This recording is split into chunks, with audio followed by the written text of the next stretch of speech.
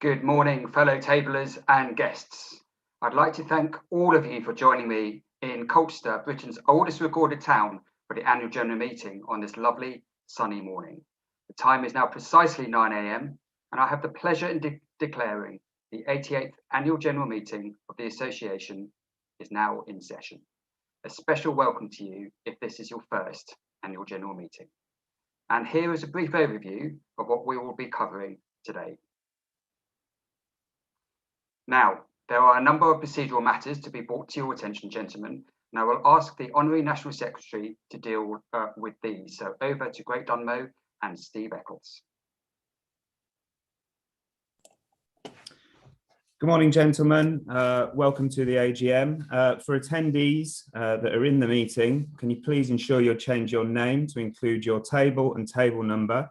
This will make it easier for the National President to identify you when you're asking questions.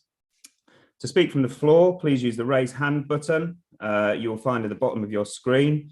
When the President calls your name, you'll be able to unmute your microphone so you can ask your question and make your point on the debate.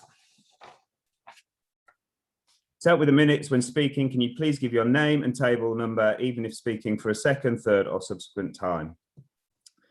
Length of speeches will be limited to 3 minutes. With regard to motions, we cannot accept proposals or amendments on the day as per national rules, whereby motions are required to be submitted to the March Council and amendments are to be submitted in advance of the AGM.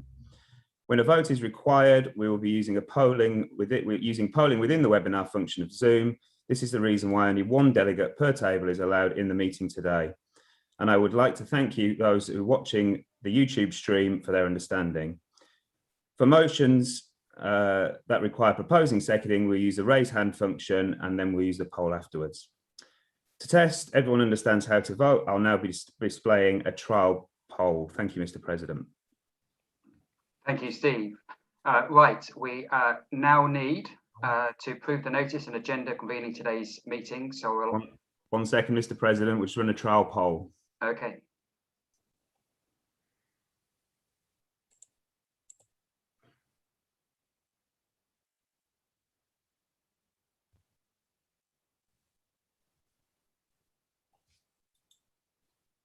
Thank you, gentlemen. Back to you, Mr. President. Thank you, Steve.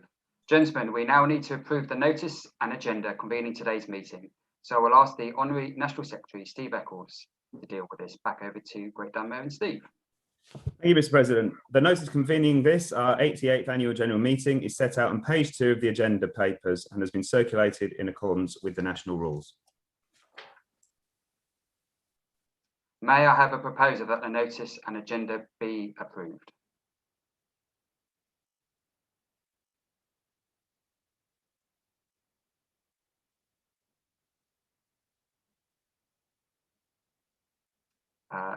Okay, if people want to raise their hands in the participant screen, I'll be able to pick it up.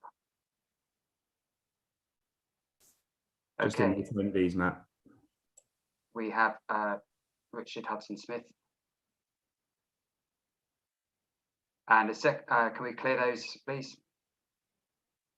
Hands down. Great. And a seconder, please. Oliver second.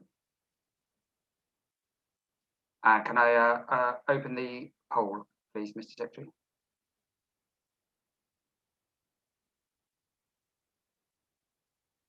All those in favour?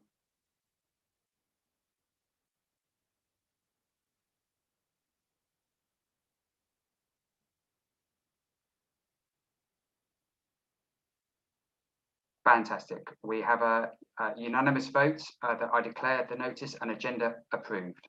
Thank you, gentlemen. We have a number of past tablers and guests watching the live stream of this event. I'm seeking the meeting's approval for them to be allowed to attend the meeting in this way. A simple vote, and the poll should be coming up on your screen now.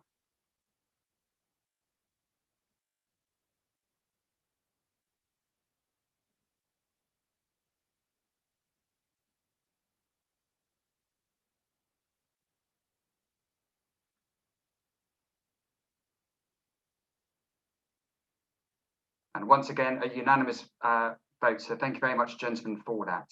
Right, I now approve that. We are also pleased to welcome a number of past presidents to our meeting who will also be watching on the YouTube stream. And a special welcome from me that many of my friends who are past national presidents are watching, and I hope you have an enjoyable day. I'd like to thank them for joining us, and we look forward to welcoming them to the room again at next year's annual general meeting and thanking them in person. We also have a number of greetings that will be delivered today during the AGM, the first of which is from the past presidents. I'm delighted that today's greeting on behalf of the past presidents will be delivered by my great friend and actually the person that introduced me to Roundtable, Mr. Kevin Bentley.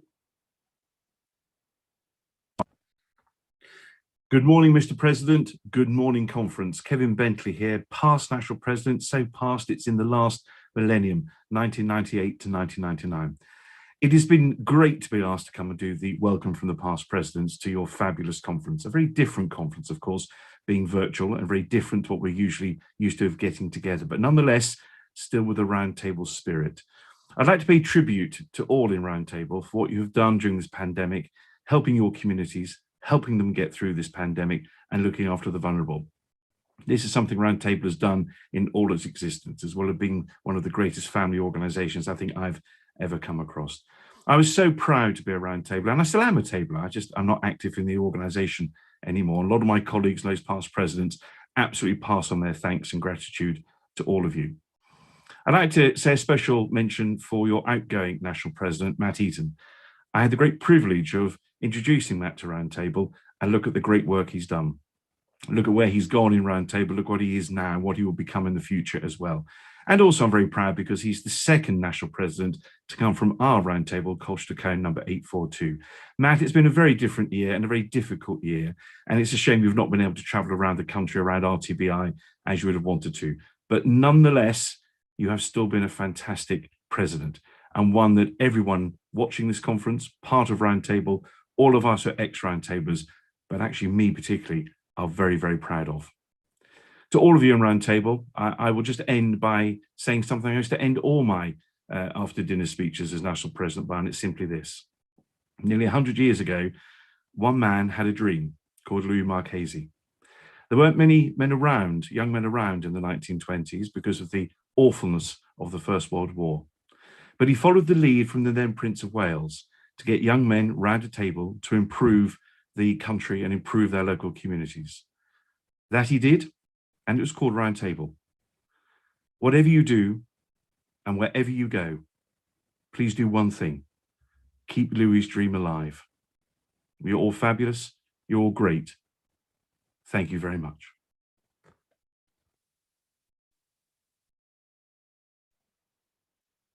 Thank you, Kevin, for those amazing words, and I look forward to seeing you soon for a drink, no doubt. Of course, today's annual general meeting should have been hosted in Birmingham. I'd like to thank our National Events Officer, Derek Colley, and his team for all their amazing and hard work in arranging what I'm sure would have been an amazing event, but still will be. And we look forward to Brum 2021 +1. Now, I'd like to invite Rocco Cirillo, current chair of the regional representatives, to recite aims and objects. Thank you, Mr. President. It'll be my pleasure. To develop the acquaintance of young men throughout the medium of their various occupations. To emphasise the fact that one's calling offers an excellent medium of service in the community. To cultivate the highest ideals in business, professional and civic traditions. To recognise the worthiness of all legitimate occupations and dignify each his own by precept and example. To further the establishment of peace and goodwill in international relations. To further these objects by meetings, lectures, discussions, and other activities. Thank you. Thank you, Rocco. And last I have you on screen, or while you were on screen, a personal thanks for me for being a chairman of the reps in what's been a very challenging year, and being such a gentleman in your conduct and your professionalism as well. It means a lot to the board and your members. It's been an honour and a pleasure, Mr. President. Thank you. Gentlemen, sadly, a number of fellow tablers, past and present, have passed away over the course of this year, as well as our own patron, His Royal Highness Prince Philip, the Duke of Edinburgh. over the last 2-3 weeks, I've been inundated with messages from tablers past and present about the impact that our patron has had, the events that he attended, the mark and legacy that he's left. And everybody's looking back really fondly, and our thoughts are with the royal family. On behalf of all tablers past and present, I wrote to Her Majesty the Queen, passing on our condolences, good wishes, but also our fond memories of our patron. But we also have lost, as we've said before, tablers past and present. So I invite you all now to stand for a minute's silence for our patron, but also absent friends, tablers past and present. Gentlemen, please be standing for a minute's silence.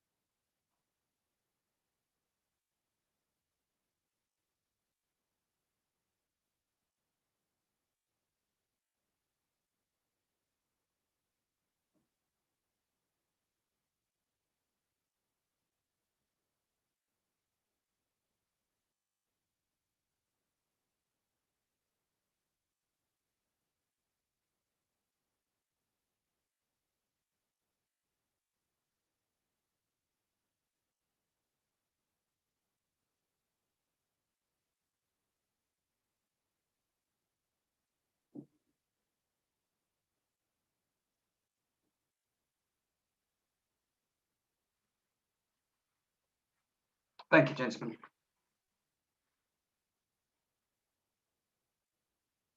Now moving on, we have been fortunate to approve the charter of 3 new tables during this year, and I would like to welcome to the annual general meeting the members of City of Newport 15, Chiltern Hundreds 1291, and Malden Buckley 399. Gentlemen, welcome. Good luck in your journey ahead, and keep in touch. We're very proud that you managed to re-establish and open tables in what's been one of the most challenging years ahead. And also a small special mention to the Woodbridge and Framlingham that are undergoing a revival, and we hope to see you soon in the Roundtable family.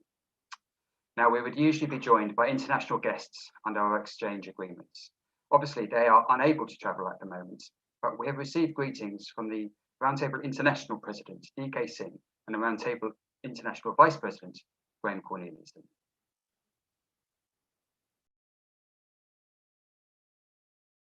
Morning, brothers. I'm DK Singh. I'm Roundtable International President. I'd like to congratulate all of you for a wonderful year. Though this is not a wonderful year for everyone, but being a tabler, we always prove that tablers are always being strong part of our civil society. Matt, you did a great job with the team.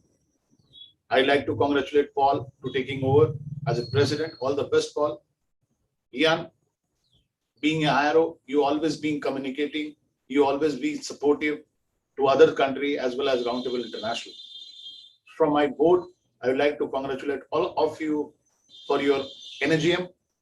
I'm looking forward to see you soon. Till then, keep safe and keep rocking.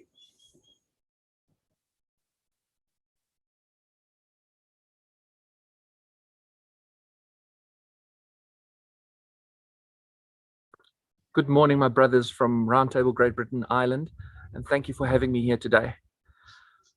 This year has been a tough one. We have all been affected by the Corona-19 virus in one way or another, some of us much worse than others.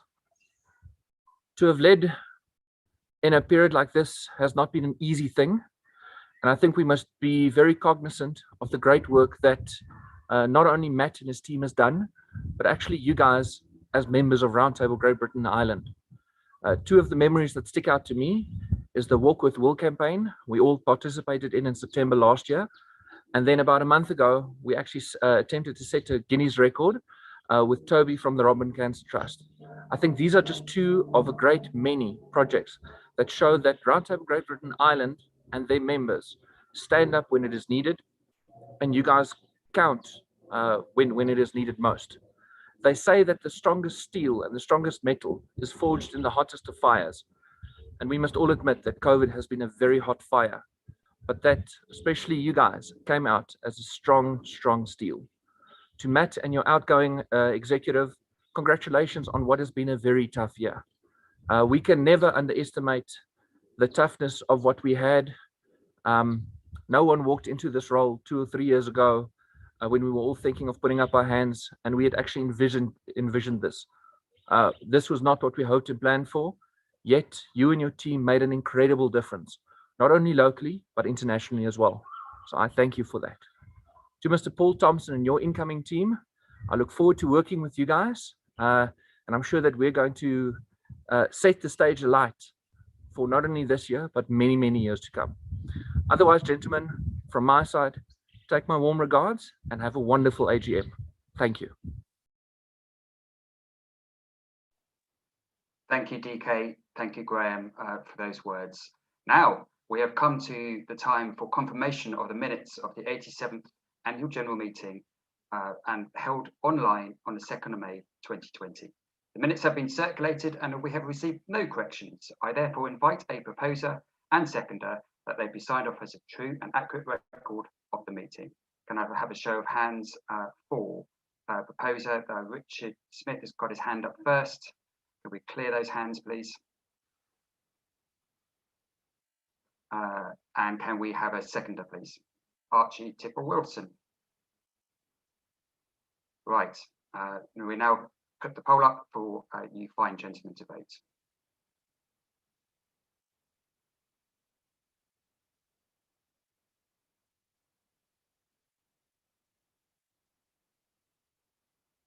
Kind of a day to be unanimously voting. Thank you, gentlemen. That is unanimously carried. Can I ask, are there any matters arising from these minutes?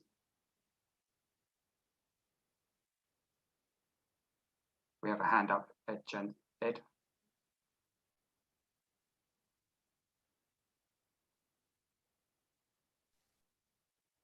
It was just left over. Sorry, Matt. Sorry, Mr. President. No problem at all. Welcome, enjoy your day anyway. Did we have Luke put his hand up? No, he's just taken it down. No, he's put his hand back up again. He's undecided, but we'll bring him onto the stage and see what he'd like to say.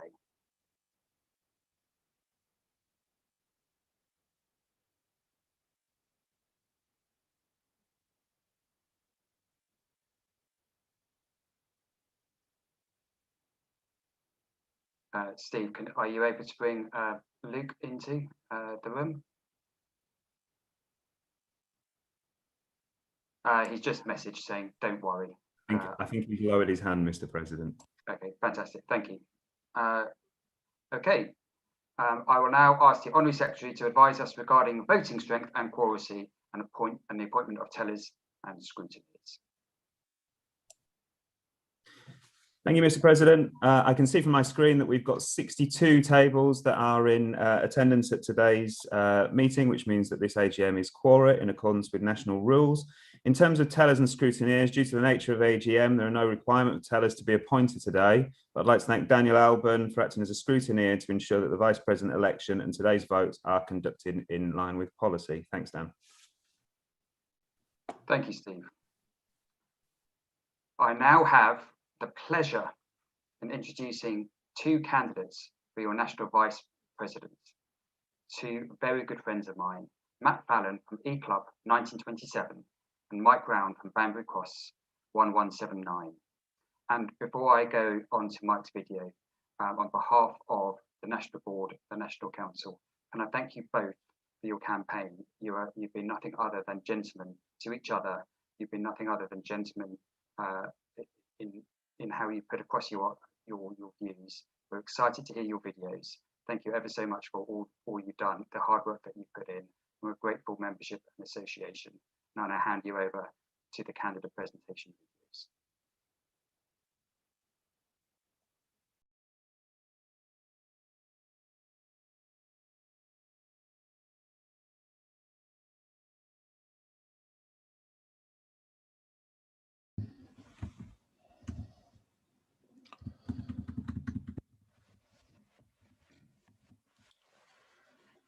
Good morning, fellow tablers.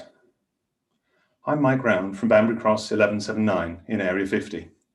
I'm a second generation tabler and I've been a member for around a dozen years. I was chairman of National Sporting Weekend 2016 and served our association as Honorary National Secretary from 2017 to 2020.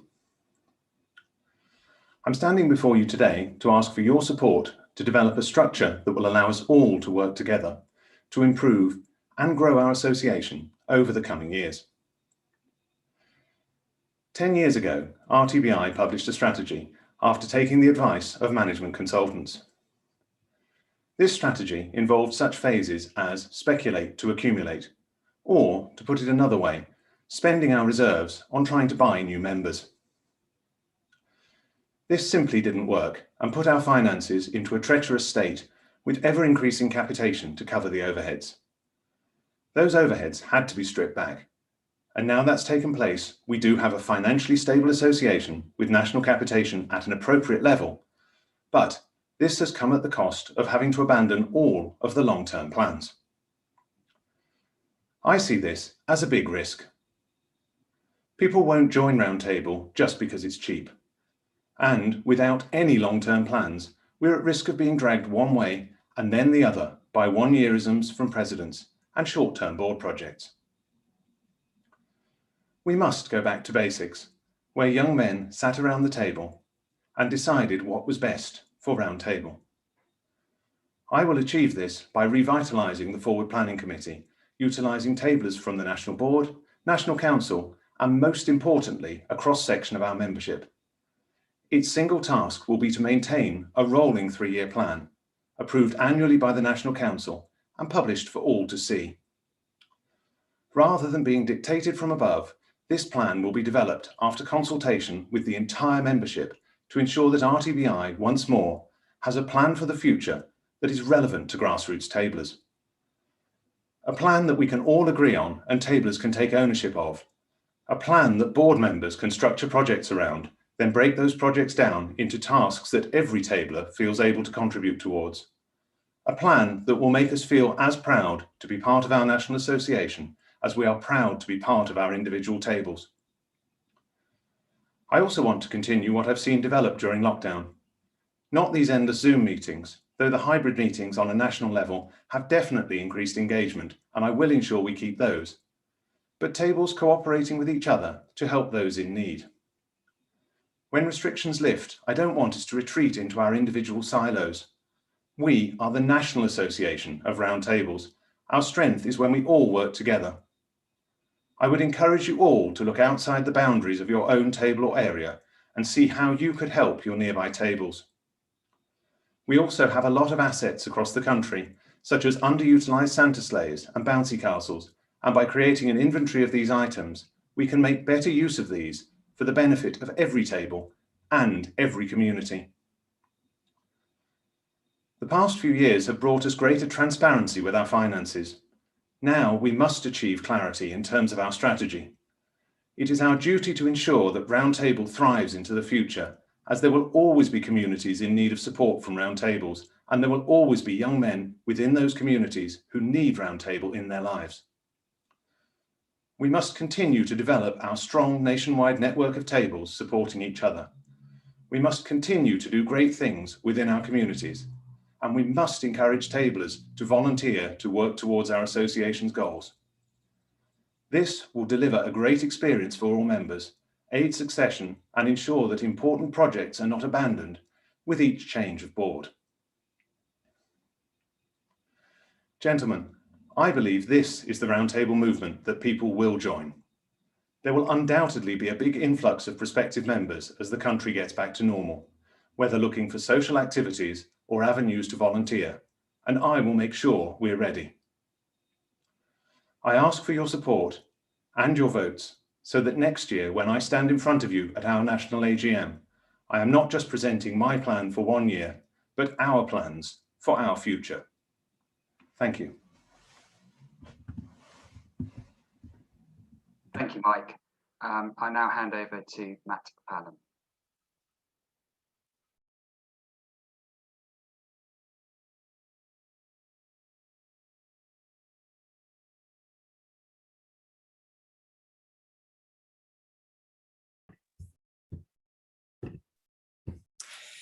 Good morning, Mr. President. Good morning, fellow tablers. My name is Matt Fallon, and I'm a member of Cirencester Roundtable 286, as well as Roundtable E-Club 1927, and your past National Programme Officer. Now, I heard an old Greek proverb the other day that I'd like to share with you. A society grows great when old men plant trees whose shade they know they shall never sit in. Now, you may not think that this applies to us because we're a young men's organisation, but our table lifespan is defined by our age rule, so we have to leave at 45. Subtract your age from 45, and this is how long you have left to make a positive impact. I want you to imagine that you're now at that point when you're ready to join that big 41 club in the sky. If you were to stop, turn around, and look back on your time in table, would you regret not having done more? Now's the time for you to make a difference. And here is my challenge to you. Vote for me, join me, and help me increase the membership, increase the number of tables, and adopt the Louis Marchese spirit of 1927. A time when one table and a handful of tablers built an association with a laser-focused determination. As we come out of lockdown, the opportunities have never been greater, as social interaction has never been sought after so much in our lifetime. If you do this, you'll be able to look back and be proud of what you have achieved. For this to be successful, we need to put our programme at the centre of our growth strategy. Be daring, take risks, and create something irresistible for our perspectives and members alike to showcase what is possible. I will help you with this, because who better than a past programme officer to be innovative with ideas for you? I will deliver this along with the tools to help you recruit, as we will run workshops which will give you top tips on how to pitch, how to engage, and how to retain members. In a world of 6.6 billion people, the theory of 6 degrees of separation contends that because we're all linked by chains of acquaintance, you are just 6 introductions away from any other person on the planet. When you think there are around 10.8 million men aged between 18 and 45 in the UK, the only thing that's stopping us is ourselves. Now, if we put our hands on our hearts, we know that we don't have to look at 6 degrees of separation. We already know them personally or through a friend of a friend, but for some reason, we just haven't made the invite.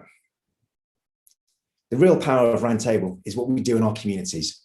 And when you see the impact that we make to those who benefit from what we do, the sense of satisfaction is plain to see. Our workshops will show you how to put on these events, such as beer festivals, firework displays, Santa sleighs, as well as sharing with you other events that have worked, make money, and are fantastic opportunities to recruit.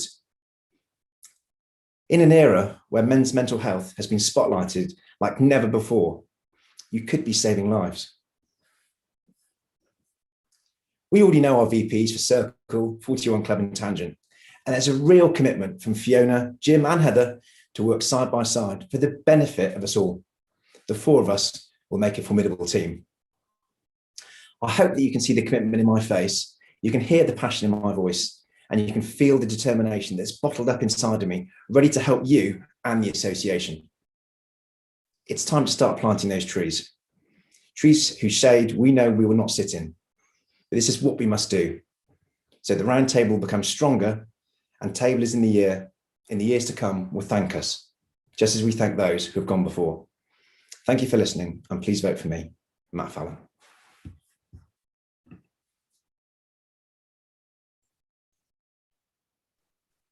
Thank you, gentlemen. I'm sure everybody on the call and watching live on YouTube will agree that amazing couple of speeches. Thank you ever so much. The voting this year has been conducted electronically and will close at 11 a.m. this morning. I would urge all tables to ensure that their nominated representative has exercised their right to vote.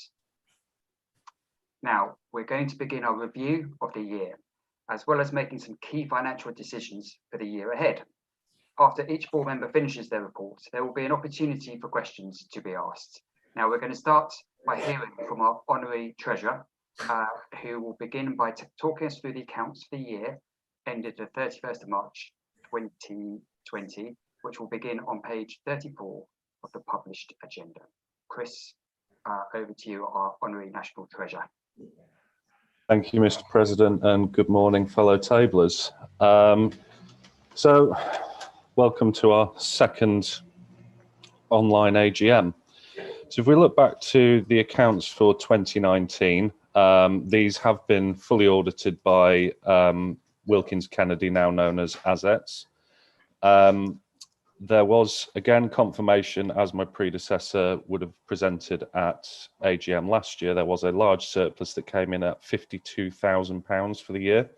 This was slightly lower than projected due to the stock market performance on our investments as COVID came in and hit the stock market quite heavily towards the end, mid-end of March last year. Just as a side confirmation, all of this loss on the investments has returned plus a few £1,000s on top. And you'll see from the profit and loss that the cost of running the association stands at around about £200,000 to £250,000 per year. This was a normal year. It will be different for 2020 and 2021. The balance sheet has continued to strengthen with an increase of around about £50,000, which is good news. This is in line with the investments that we've received, but that, again, that will be a stronger figure when we come into the 2020-2021 financial year. Does anyone have any questions? Yeah. Yeah. Yeah. Yeah. I mean, yeah. Probably that.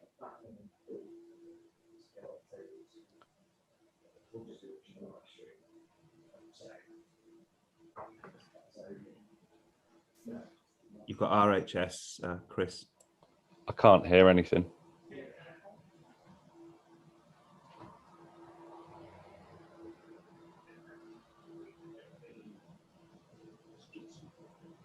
Hi, Chris. Can you hear me? Yep. Yeah. Okay. So it's RHS, Beeston 573, Area 14, Region 8. Just a couple of questions. One was the regarding the meetings for the board and council.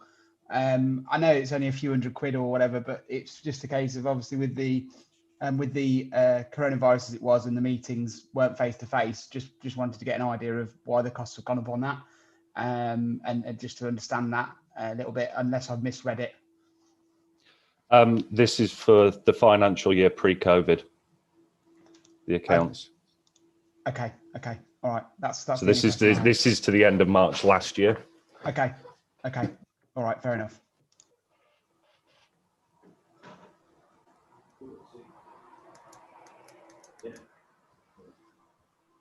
Okay. I don't believe there are any other questions. So as there are no further questions, Chris, would you please move that the accounts be adopted? I know. That's me. So when Matt came back in, I was still.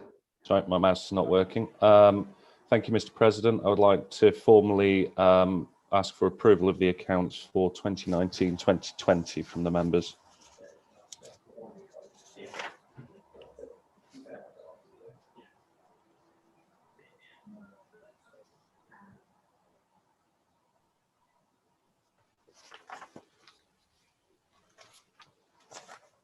Perfect.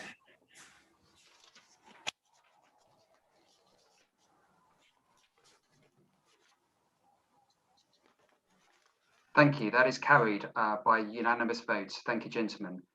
Due to the work that the Honorary National Treasurer has done during the course of this year, we're also in a position to be able to give an update on the financial position for the year ended the 31st of March 2021.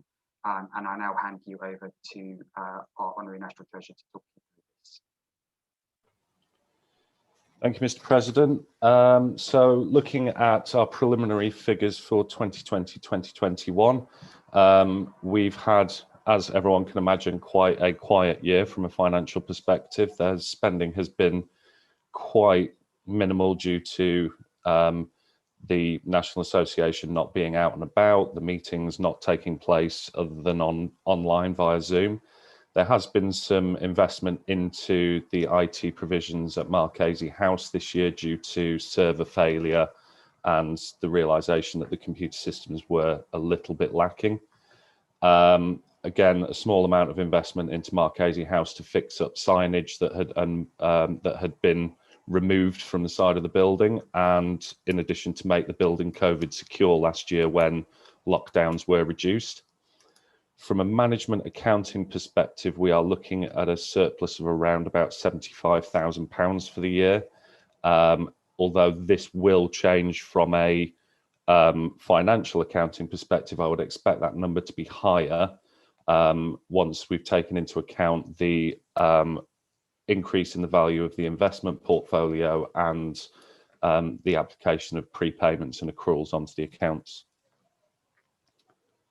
Does anyone have any questions on the accounts?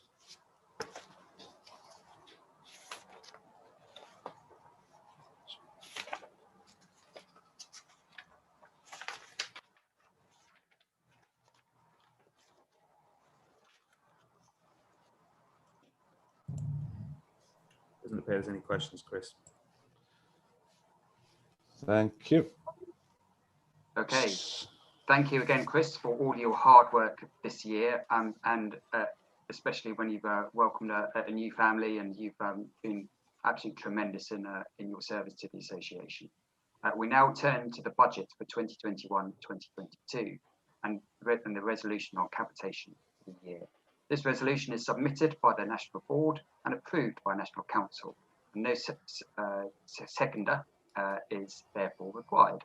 This motion is set out on page 60 and page 61 of the notice and agenda. I will ask Chris to speak on the budget and the resolution on behalf of the National Council. Over to you, Chris. Thank you, Mr. President. So looking forward to the coming year and the budget that we've put in place. If you compared this to the budget that was put in place this time last year by my predecessor, you'd probably notice that there's not a huge amount of change within that, just a few changes between lines. The way that we see it is that we don't project that there is going to be a huge amount of change as we roll into a normal year. We are projecting that this year will be more normal, although we have lost a couple of months of it. We're proposing to keep capitation and maintain it at the rate of £85 for the next 2 years, with the only major change being that we would be looking to move from a full audit of the accounts down to an independent examination. And we will continue to look into process improvements and efficiencies where we can to ensure that the financial side of things runs more smoothly.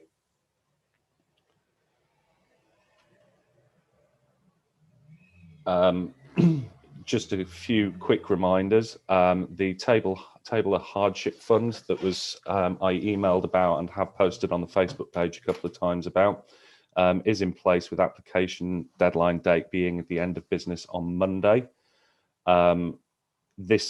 It's imperative that if you do know of a member that is struggling financially as a result of COVID-19, they've lost their job, their financial situation has changed drastically, please do put in an application for support from this fund. This is specifically designed to help them.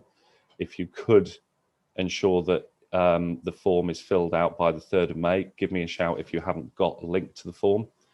The only prerequisites that are in place for this would be that your table's AMR must be completed by the 31st of May, and that your table's capitation must be paid by the 30th of June this year, in line with national policy, and that the form should be filled out by your table chairman, or if it is the table chairman that is applying for the fund, we would ask that the secretary fills out on their behalf.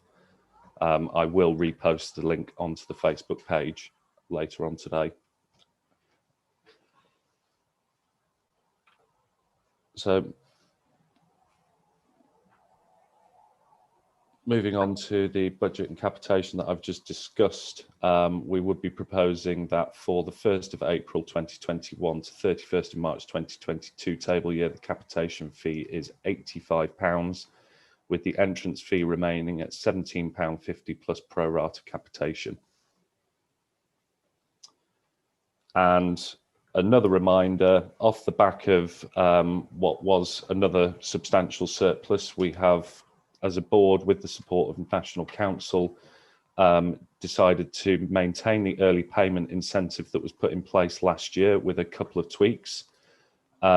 Tables can take the £15 per member discount on their annual capitation as long as AMR is completed by the 31st of May this year and capitation is paid by the 30th of June 2021, in line with national policy.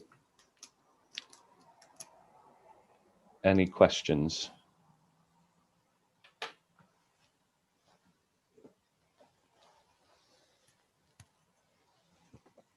Have a hand up from Adam Fitt.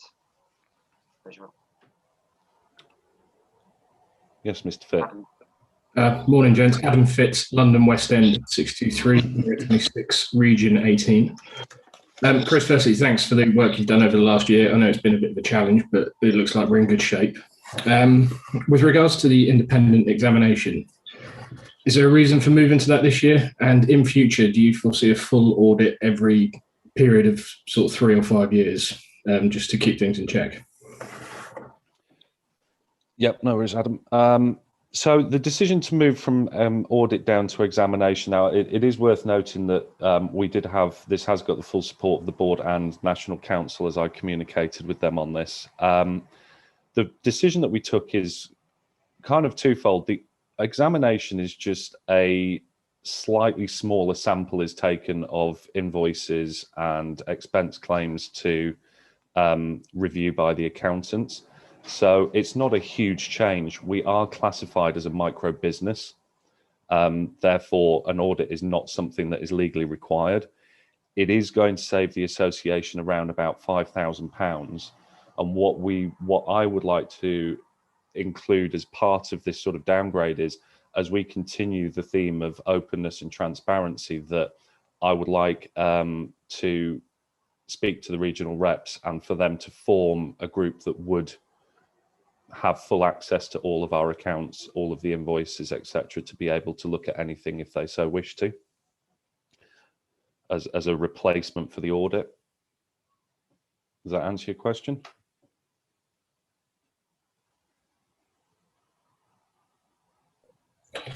Yeah, that answers my question, Chris. The fact we're going to involve the council even more on that fact is a good step forward. Thank you very much.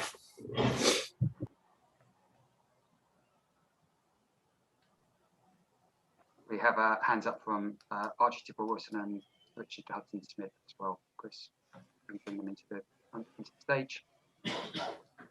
Hello, Chris. It's RHS again, Beeston 573, Area 14, Region 8. It's just a question regarding the hardship fund. If we don't end up using that for whatever reason, because obviously there's a fair amount of money in there, and I'm just guessing it'd be a case of we'll move it over to next year and it won't be used for going forward. It won't be used for anything else, and it will just continue to sit there for hardship fund.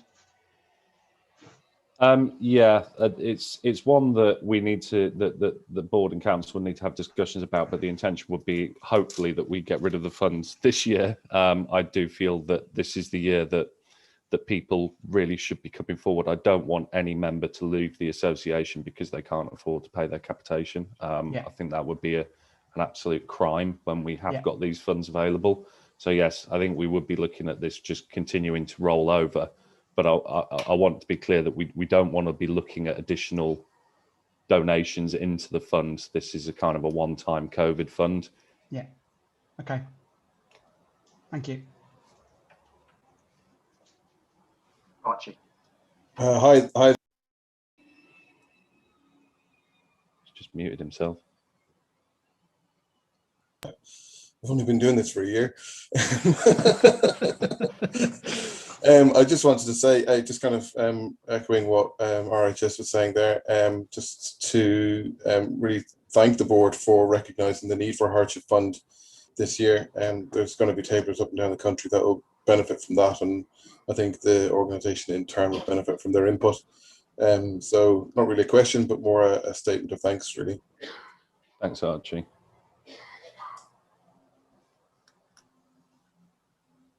Okay, I believe there are no further questions.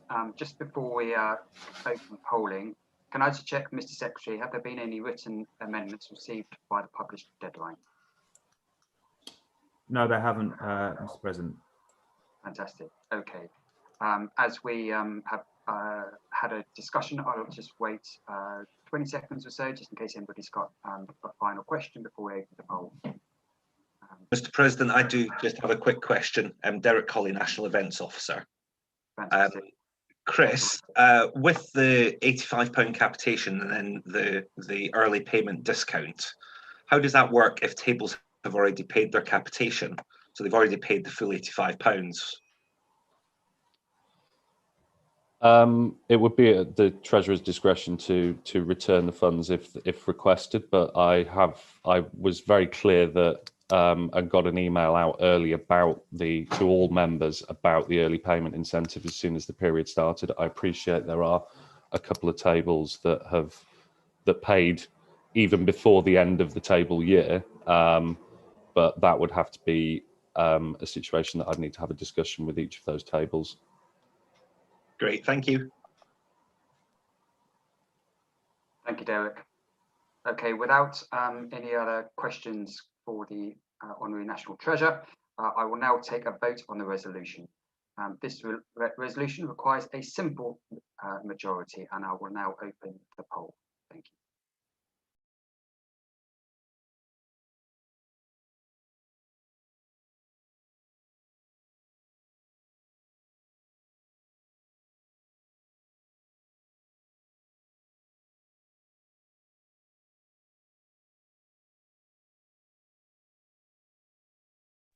Okay, gentlemen, thank you. That has been passed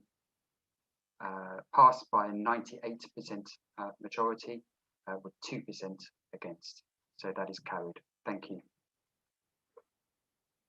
Okay, could I ask the National Treasurer to propose the reappointment of our auditors?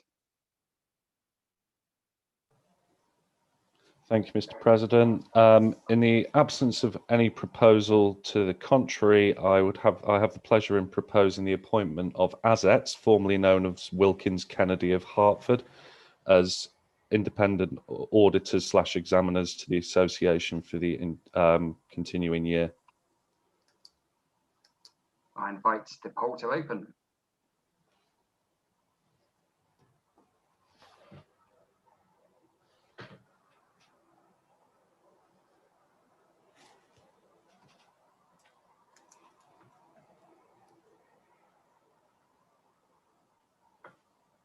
Thank you, gentlemen. That has been carried by 96% majority in favour and 4% against. That is carried. Thank you.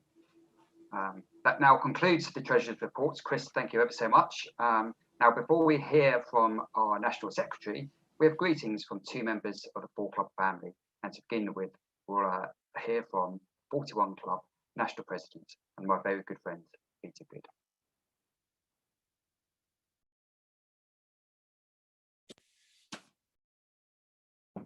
Hi gents, I'm Peter Good, National President of 41 Club, the club for you guys to move on to after table, which is now a lot more attractive for you to do so.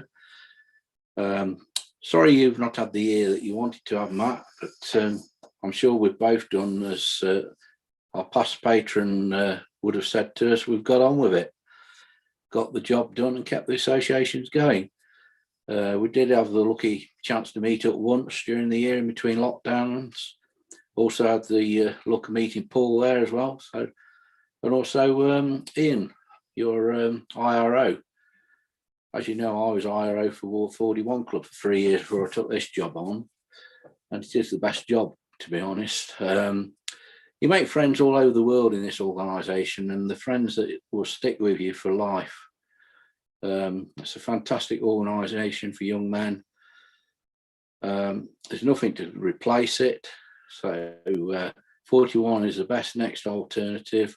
So we've started up 23 new active clubs this year, making it more attractive for you guys to join us. We've even got clubs that are coming back that disaffiliated want to come back. We've got 4 clubs at the moment that are coming back. So things really are moving on. This digital world's been a great help to us, and it's something that's going to stay with us after lockdown. It's a fantastic tool for us guys to all connect with each other. Anyway, I wish you all the best, Matt, and wishing you all the best for your forthcoming year, Paul. Paul very kindly came along to one of our council meetings and told us his plans for the next year. He's got some great plans for you guys to carry on this next year. I wish you all the luck with them, Paul, and you know we're here to help if need be. We're not here to interfere. I'm totally against honorary members, so if you guys have got any members that are over the age rule, kick them out. They shouldn't be there. They'll tell you that it's keeping you going and doing you great things and that, but they're not doing you any good at all. My club, Ashby Del Zeus, they had 7 guys join last year, all under the age of 25, all sons of 41ers. And those guys would never have joined if their dads were still in the table. It's a young man's organisation, and it's got to keep young and keep moving with the times. And now we've got to start doing the same with 41. We've got to move with the times and get a bit more up to date. We're even changing the stuffy old white shirts. Not decided on the colour yet, but we should look a bit more modern, guys. Anyway, all the best for the meeting. All the best for next year, Paul. And all the best for you, Matt. Cheers, guys. Thanks, Pete. I find black shirts are quite fetching, quite slimming too, actually, Peter. So you may want to bear that one in mind. Thank you. And something resonated with me there when you said we're always here to help, we're not here to interfere. I would just like to acknowledge Peter's, it's been amazing in our conversations. He's always been that kind of gentle, behind the scenes support, always happy to lend his support to Roundtable. And I said at his AGM last week that the glint in his eye when he talks about Roundtable is just amazing. So, Peter, thank you for being a friend to me. Thank you for being a friend to the board and to the association. Good luck with you all year next year as well. And we'll catch up for a beer soon. And now we're heading over to greetings from Lady Circle. And before we start the video, Michelle, and I have remembered, has asked me to say that she is having a bad hair day when she sent these greetings in. In 10 minutes time, her own AGM starts. So wishing Michelle and the board of Lady Circle all best wishes for their AGM ahead. And here is Michelle Chapman, Lady Circle National President. Hello, gentlemen. I hope this video finds you all in high spirits and celebrating a year of legit firsts for Roundtable. Matt, you've led both your board and the association through one of the toughest periods in Roundtable's history, and I am, as ever, in awe. So for everyone else, we do this thing every year where the presidents swap rooms and gifts, etc., say hello. This year it feels different, and that's because it is different. For the first time ever, we've pulled together by staying apart. It's been so weird, but so wonderful to see. And I'm here on this video with a really straightforward message from my members to the whole of Rtbi. And that message is thank you so much from the bottom of our hearts. Wow, gin glasses, but you get the idea. In the autumn, Lady Circle had to face some difficult truths. Our membership numbers have been falling for a considerable amount of time, and it's just a little bit, just bit by bit, chipping away. COVID has forced us to address this issue head on because our numbers were severely impacted at our annual return last winter. And a message addressing the crisis was delivered to our members in December. Now, you probably know all of that. What you don't know is that within an hour of our message to our members being delivered, your president, Matt, reached out and offered us a blank check. Now, don't be scared, boys. It wasn't cold hard cash he was offering, but something far more valuable and far more meaningful to us. He offered us whatever support we needed. He offered us solidarity. He offered us friendship. He offered us your strength. Anything that we would need to begin our journey back to strong numbers. And I have to say, it was his message that hit me the hardest. I'm a Roundtable child. And within our Roundtable family, I've always understood that we're the sisters and you're the brothers. Tangent, Agora and 41 Club, they're the grown-ups, but we are the first line. We're where the future comes to first. And so, as with any other family, we might have our bumps in the road. You know, you might pull our hair, we might show the girlfriend embarrassing family photos. But when it comes down to it, we're family and we stand together. Matt's message reminded me of all of that. And it reminded me at just the right time. And it resonated with our girls too. I have so many thank yous to pass along, and I know I'm going to forget some of you, but here goes. Matt Eaton, you're a legend, and I'm proud to call you a friend. Paul Thompson, you have a heart bigger than a car. Andrew Thorne, you, good sir, have the patience of a saint. Liam, you're a fantastic spin doctor and cheerleader. And if he's on the call today, Stephen Frost, I promise the second lockdown is over, I have an army of girls who can't wait to work with you in the Northeast. Your efforts have not gone unnoticed, and we're so grateful to have a champion in you. Best wishes to the new board that's being appointed today, to everybody who's standing for a role, good luck. And to Paul Thompson, as you step into the presidency, I have zero advice, honestly. I think we're going to have to write a new book, and I hope we write it together. Have a fantastic meeting today. We hope to see you soon out in the wild. Continue adopting, adapting, and improving.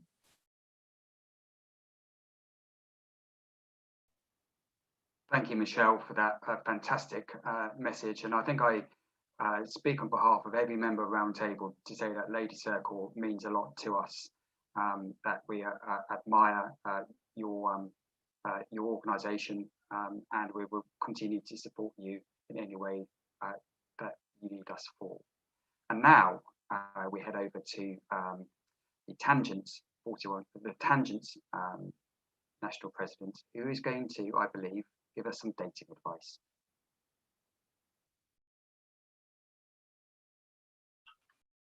Hello, Roundtable. Thank you for inviting me. This is a bit like speed dating. A couple of minutes to bring you greetings and tell you a bit about Tangent. I've never done speed dating before, so I Googled some tips and I'm following those. Tip 1, explain your relationship status. Married for 42 years. Probably not the best way to start a speed date. Tip 2, it's okay to be nervous. I am a bit, because I want to be a good advert for Tangent. I want to let you know that we're keen to support you and work alongside you whenever we can. Remember, our members have sons and son-in-laws and nephews and grandsons that are your prospective members. And I'm going to be encouraging them to let their offspring know that Roundtable is the best place for those young men to find good friends, good times, and the opportunity to support good causes. Tip 3, compliment your date. Well, I can't see any of you, but I'm sure you all look marvellous.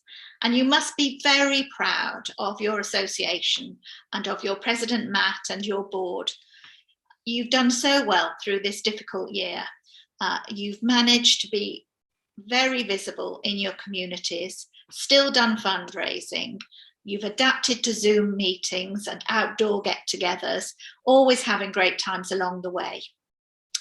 Tip 4, don't talk too much about work unless you're a lion tamer. Well, I did work for HMRC, so it sometimes felt like lion taming.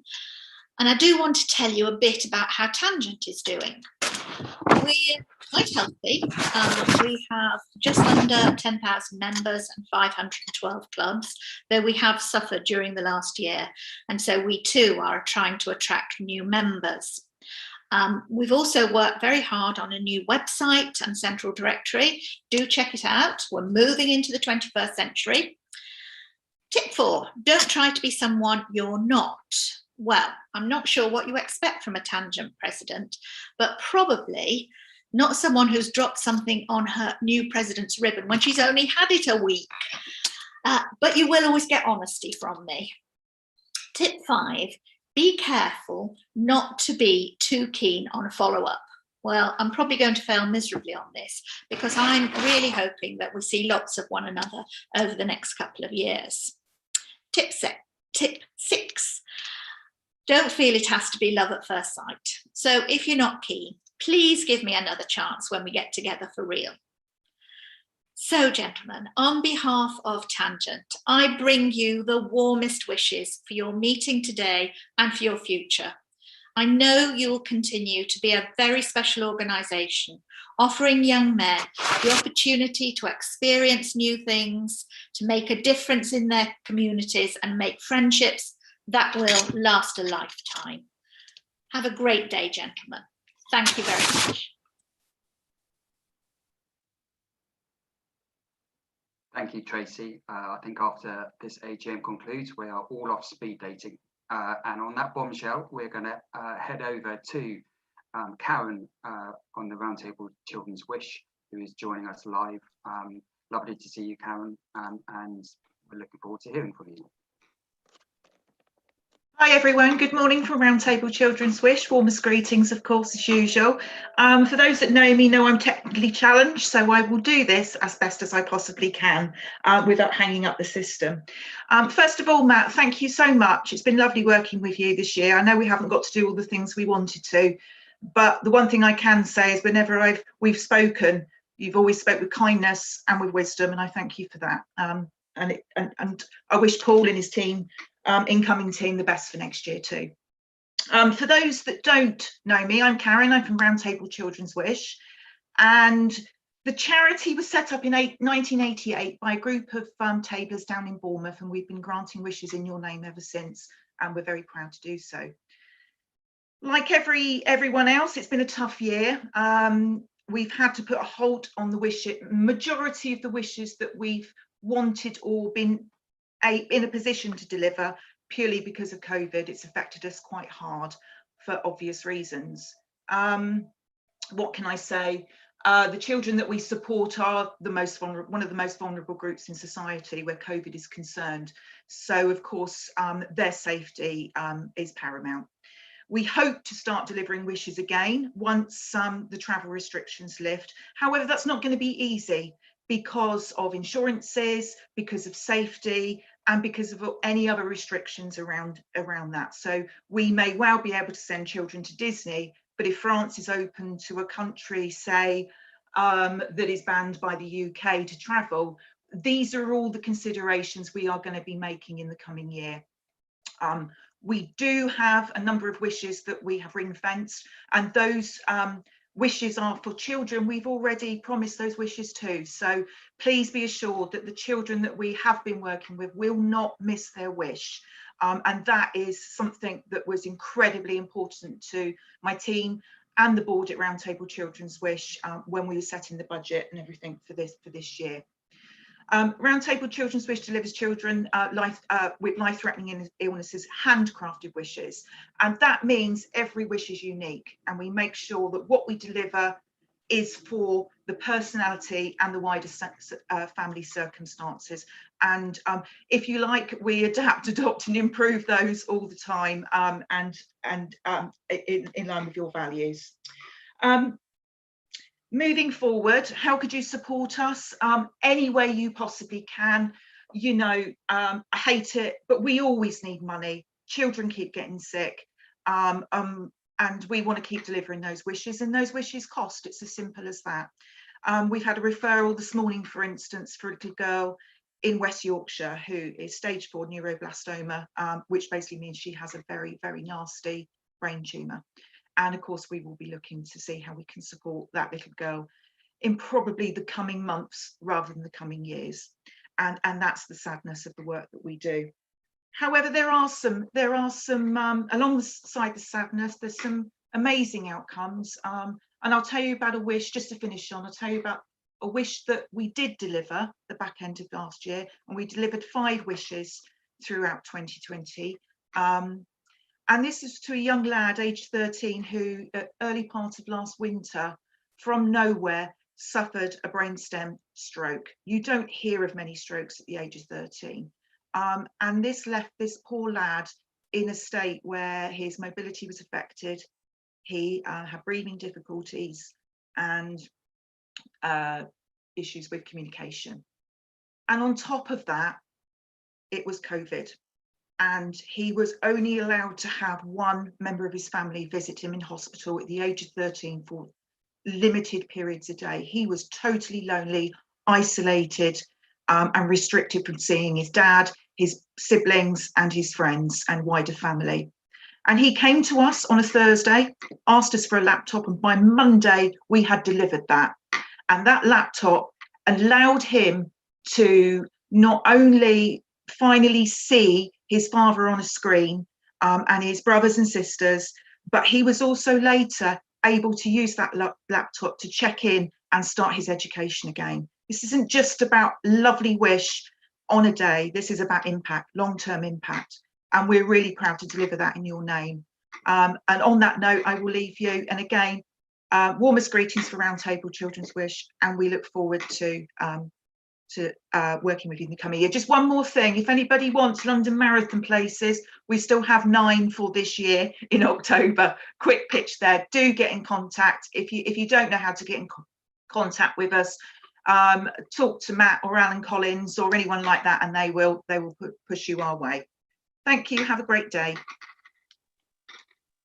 Thank you, Karen. Amazing update as well, and thank you for joining us live. And I think throughout the Roundtable family and those that carry our name, we can safely say that at our core we are all built by kindness. Next, we're going to move on to the report of the National Council. And first we will hear from our Honorary National Secretary, who will present his report for the year. So I hand over to Steve Eccles. Good morning again, Steve. Who is on mute? There was bound to be one, wasn't there? Morning again, gents. Thank you, Mr. President. So a brief update on my year. Obviously, like many people taking over this role, it's been a little bit of a baptism of fire, but obviously continuing behind the scenes to support members and make sure that the boat keeps moving in the right direction. So just a few brief updates. Obviously, the main challenge at the start of the year was Marchese House and the staff that are working in Marchese House. So obviously with the pandemic, Marchese House remained largely closed, and we did some work in the early stages of me taking over the role just to make sure that appropriate COVID risk assessments, etc., are in place. As our Honorary Treasurer has already talked about, there was already a plan to upgrade some of our out-of-date IT systems, and in particular the server that we had in Marchese House, which was past its usable life. So we took the opportunity to invest a small amount into the IT systems and move to a cloud-based storage system. So we moved the server and moved to SharePoint. That made life a lot easier then for the staff to be able to work from home and work remotely, and I believe they've generally continued to respond to members' queries as and when they've arisen. Thank you to Andy Waring as well, who assisted us with changing energy suppliers to further reduce some costs of Marchese House, particularly during this time when it was largely closed, just to keep the costs down. And there were various other savings that we made during the year, because obviously Marchese House not been in use in the same to the same level that it has been in the past, obviously with no meeting room hire, etc., which is a source of revenue for Rtbi. Also this year, there was a member of staff that left at the back end of the previous year, and there was a plan and a budget in place last year to replace her. The board took the decision not to do that at this time, and actually we've taken a decision not to replace going forward, at least for the foreseeable future, and continue to work with the staff that we have at Marchese House. Insurance has been a difficult subject this year, obviously due to events not taking place. And one of the first things that I picked up in taking over the National Secretary role was the role of finalising the insurance cover that my predecessor Mike had negotiated. It's fair to say we have a really great relationship with our insurer and underwriter, and in particular Mayfield Insurance, our broker that came on board last year, did a great job of helping us with our underwriter, and what has really helped is that our underwriter really understands what we do within Roundtable and the diversity of our events. He's volunteered at Wallington and Carshalton events in the past, so he really gets it. One of the key things that we set out at the start of this financial year was what if this pandemic rolls on, what can we do? Now clearly we need insurance in place for those events that did happen, but there was a willingness, and we secured this early in the year, there was a willingness to look at potential refunds and rebates if the pandemic went on as it has. So what we were able to do, and there was no obligation on the underwriter to do this, but we negotiated an £8,400 rebate against our insurance for last year, which was given as a discount to the insurance going forward. The underwriter also agreed to freeze our insurance premium, so it's effectively pretty much identical to what it was last year, whereas the rest of the insurance market is increasing. What we've done for the time being is we've effectively paid a deposit against our insurance. So we have our usual insurances in place. We paid 50% of the premium. And we've got a review in May towards the end of this month just to see what the outlook's looking like in terms of lockdown. That will mean that if we think that events aren't going to take place as expected, we may be able to negotiate a larger saving. There's a guidance note. Mayfield's Insurance have worked with us just to put a helpful guidance note on the members site. So that's available for tables to download, which just gives a really simple guide to how the insurance works. The only things to raise from that, this is a far more straightforward insurance policy than we've had in the past. There's no specific requirement to have approval of risk assessments as a condition of the insurance. Albeit if you'll see there on the slides that if the risk assessments are shared with our community officer, mainly to help us build up a good database of risk assessments, then there is an offer that in the unfortunate event of an incident, then the excess will be shared with the table and the National Association. The insurance just has a number of conditions associated with it, which, as you'd imagine, are those riskier items. It's those tables that are setting off their own fireworks. It doesn't say that tables can't set off their fireworks. It's just that the insurers need to take a closer look at at what those tables are doing. The use of inflatables, because as people have seen in the news, there have been some specific issues that have happened in the past. So again, if you are using the inflatables yourself as a table, then you need to get some approvals in place from the insurers. If elements such as inflatables are outsourced, that's fine. It's where there's subcontractors used, obviously, that will need their insurance in place. And as you'd probably expect, there are some additional requirements associated with COVID. The other big thing that sits within my portfolio is ICT, and I think members will have seen that we did a refresh and tried to simplify the website, the public-facing website, particularly with a new table finder and contact details for local tables. So if you go into the website now, you can easily track down a table in different areas and the contact links to Facebook, websites, contact details, etc. If tables notice that there's any information out of date on there, then please get in touch with me and we can get that updated. And thanks to George Hindle from Great Dunmow and District 768, who has supported us in rebuilding that.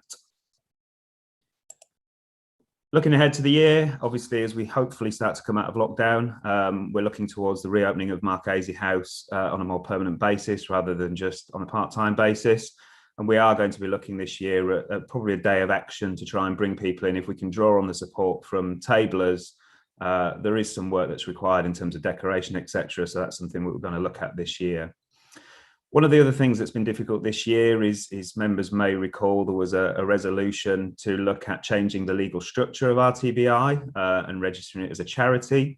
That hasn't been as successful as possible, mainly because of the diverse nature of what RTBI do. The proposal that was put forward to the Charities Commission, it wasn't completely rejected, but they needed more information. So we're working with our solicitors just to look at whether we can look at that in a slightly different way, which will allow us ultimately to amalgamate the various parts of the association. We're also continuing to work with RTI on the resolution that was passed at the AGM last year, and we will be putting a formal motion to the World Meeting later this year in terms of the capitation. Happy to answer any questions on that. And the other big project for this year is starting to look forward towards a replacement for the members site, potentially Tabler World, and we've been having some pretty positive discussions with them over the past few months. Thank you, gentlemen. I'm happy to take any questions if you have them.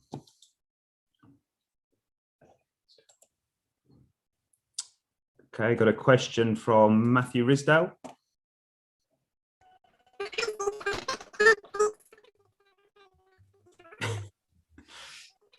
I'm not sure that was Matthew Risdale.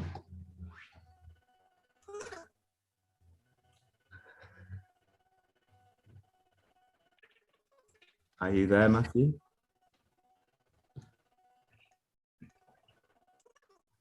We'll come back to you, Matthew, if we can hear you. Richards and Smith?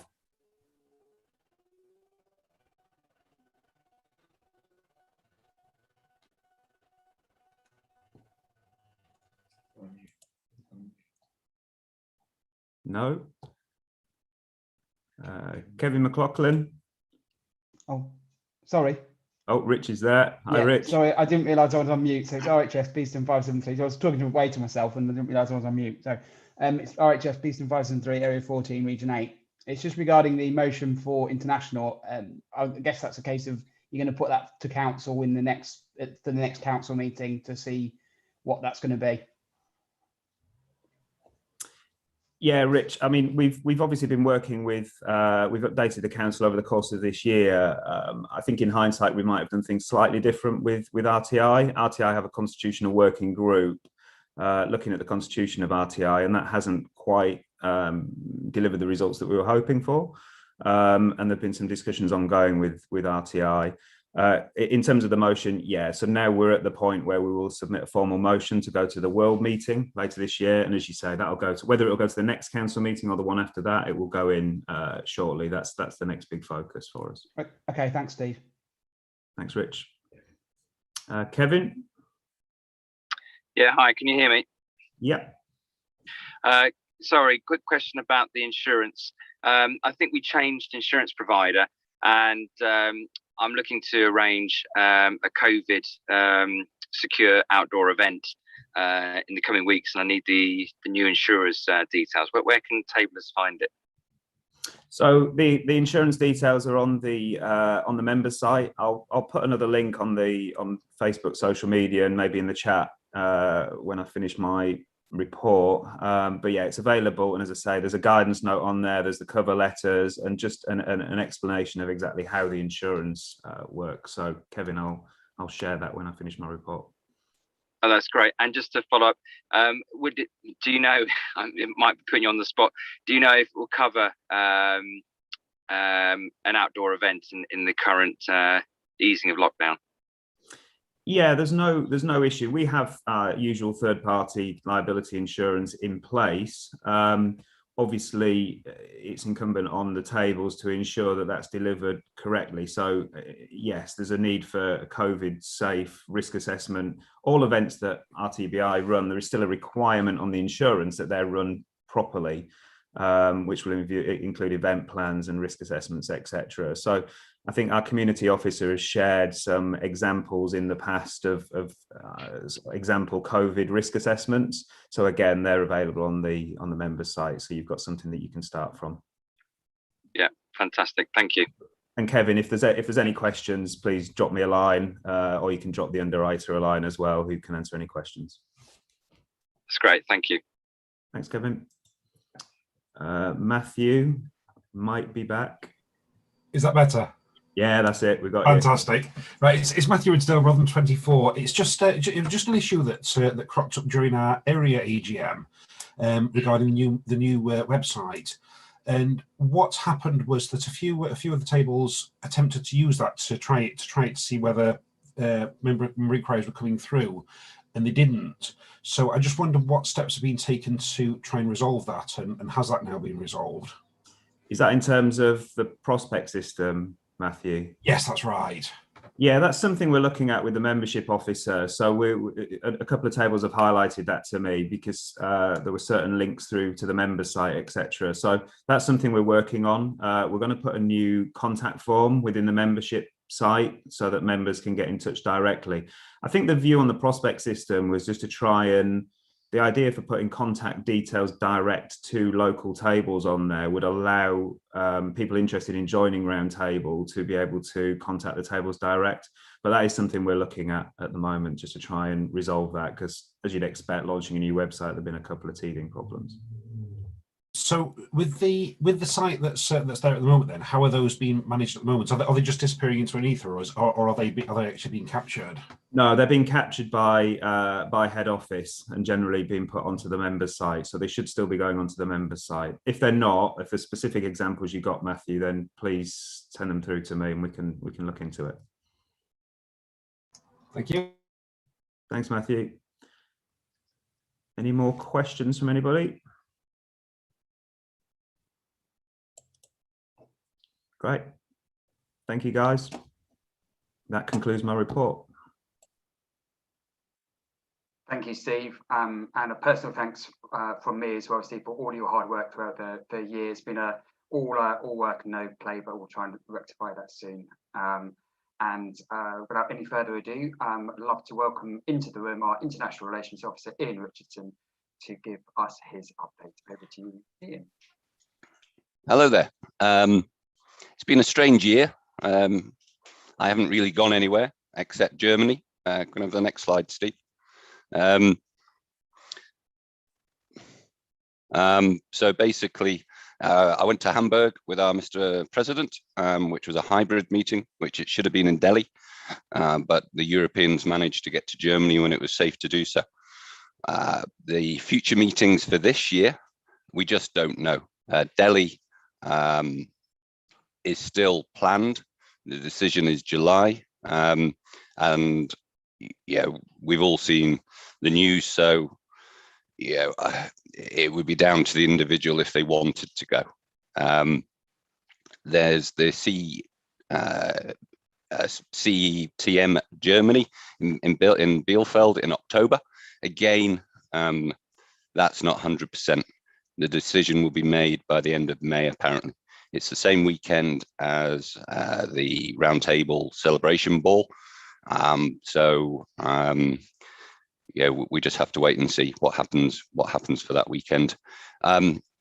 One meeting that will probably go ahead is the Israel Superhero, which is in December, because Israel are ahead of us with vaccination, and you know, they're pushing it. So you know, we hope, I hope I may be able to travel to Israel and you know, actually do some international tabling. You know, but we just have to wait and see. So there is travel help when we can go. There's a few funds. The John Watts Fund is open to all. As long as you haven't applied before, you can apply. New Generation Fund, open to all under 30s. And then there's the Ripple Fund, which is the 41 Fund, which you apply through them.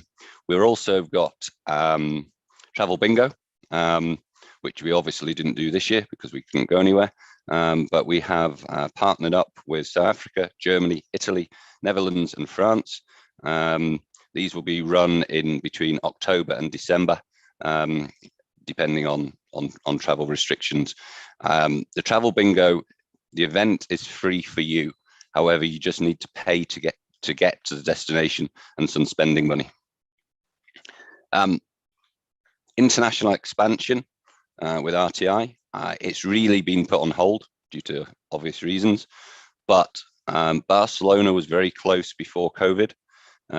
Kiev, Kosovo, and Albania, all looking to come on board within the RTI setup. All very early stages, except for Barcelona, and we just have to wait and see. And you know, and that's it. So that's my report. If there's any questions, give me a shout.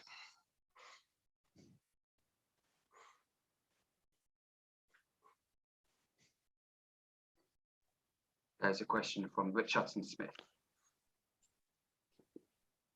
Go on, Rich. So it's RHS, Beeston 573, Area 14, Region 8. It's just a quick question about the Israel trip information. If you've got any information on that, Ian, that you can put out to people, that'd be. Yeah, they haven't released the form yet, the booking form. On my IRO page, there is the dates and their promo poster. It's the superheroes. It's always a superhero AGM for Israel. So yeah, as soon as we get the information, I think it will sell out very quickly because of, you know, it's not 100% guaranteed, but it's certainly a lot stronger than the others. So yeah, of course I'll release it. Hi Ian, it's Gareth from Area 4, Region 12, Barry 516 here. just got a question to ask you. Thank you for setting up the Roundtable Super 6 Tournament League. It's been very interesting to join that. Would you be considering to rejoin that next year? Yeah, if there's any interest, of course, and hopefully we get a few more members. It's free to do every week. It's done through Sky Sports, and yeah, of course, if there's interest, we'll do it. Many thanks. Gareth, we have a question from Colm Simpson. Yes, hello there. Hartlepool 102, Area 40, Region 4. I just had a question from one of my tablers. He was just asking about previous travel bingo winners. Will those previous trips be honoured? Yes, I don't. In my year though, last year there was no travel bingo because we couldn't go anywhere. But if anybody who has won previously and due to restrictions haven't travelled, we would honour. So we're doubling up as well. So where normally it's one place per destination, but next year it will be 2 places per destination. Thank you.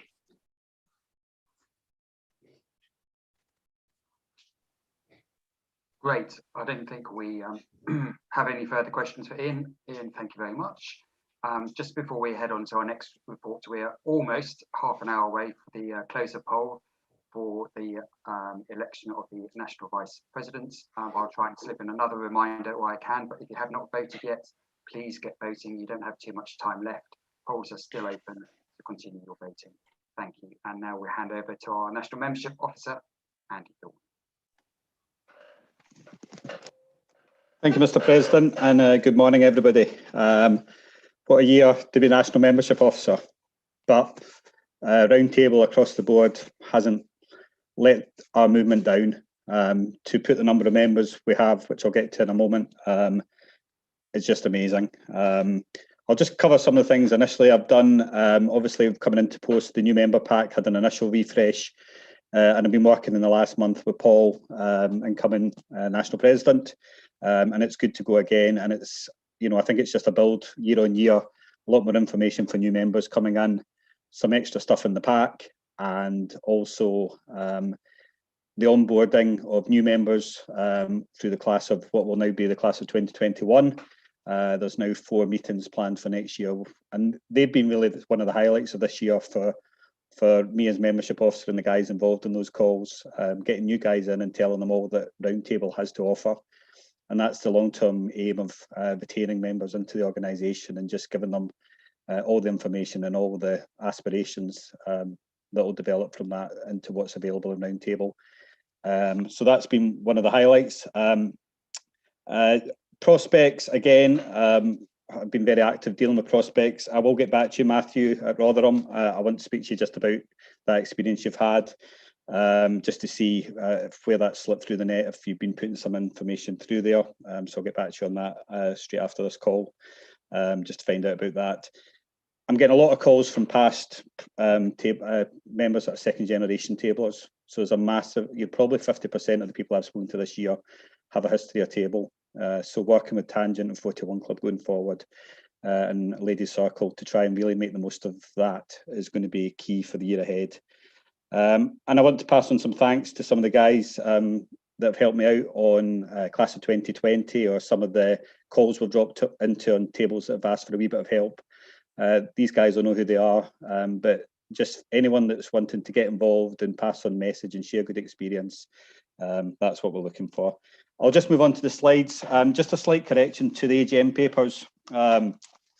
So we're actually ended the year at 31st of March at 3,033 members, and we brought 345 new guys into the organisation. So we're 193 less members overall and 196 reduction in new members on the previous year. And I'm hoping everyone can obviously see those figures, but I'll follow down the figures. So total members is 3,033, new members is 345. We've had 22 tables that have recruited 4 or more members. The average age of table has dropped a wee bit this year. to 36.3. And the average new member age continues to be around about 33, well, it's 33.8 this year. And obviously we brought in the 3 new tables. Can you move on to the next slide, please? Obviously, looking at the largest tables in the organisation, D-side, which I'll speak about probably later on also. Top of the tree at 37 members, and then we've got Winchester and District and Penistone and Lichfield. So they are just a sample of some of the biggies that we've got in the association. Next slide, please. And then looking on to new tables, I can only just say, wow, you know, for all of these tables, to bring on new members and the number you have in the circumstances of this year is incredible. A huge number of extremely vibrant tables in amongst there that have just done amazing work, and I can only commend everyone in those tables and everyone in the association. If you brought in 1 member, 2 members, or you've just held your numbers where they are, and to do that this year is just incredible. So massive congratulations to you all. And just moving on to the area growth, membership growth figures, that's where we're sitting. 36 is obviously there at the top, and it's probably not a surprise. They've had a very, very organised and laser focused. I think somebody used, you know, they have been laser focused in terms of what they've been looking to achieve this year. And the guys in at the area there under the leadership of Roger Clay, I can only just say congratulations. And just finally, just moving on to the next slide.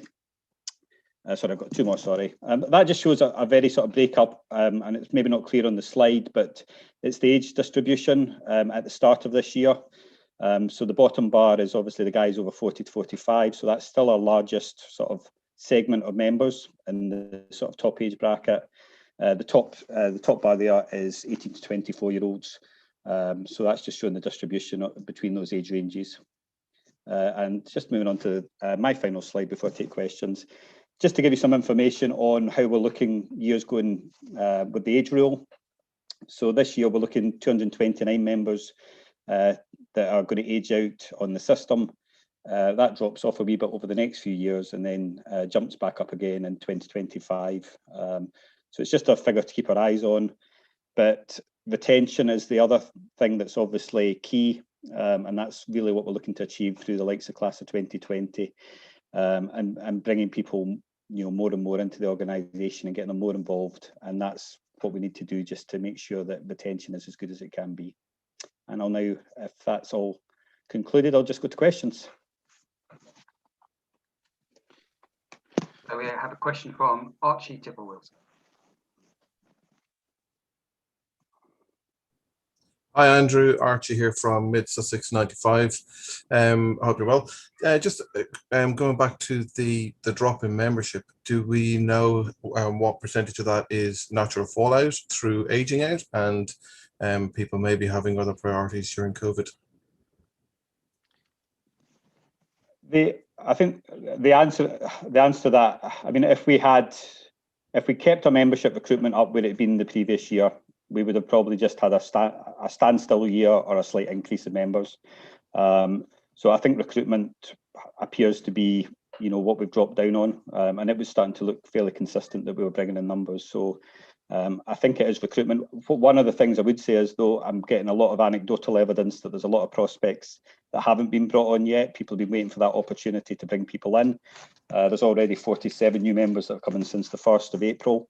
And I think just as AMR process winds through on tables, I'm fully expecting that number to start to pick up, and we should be off to a really good start to the year.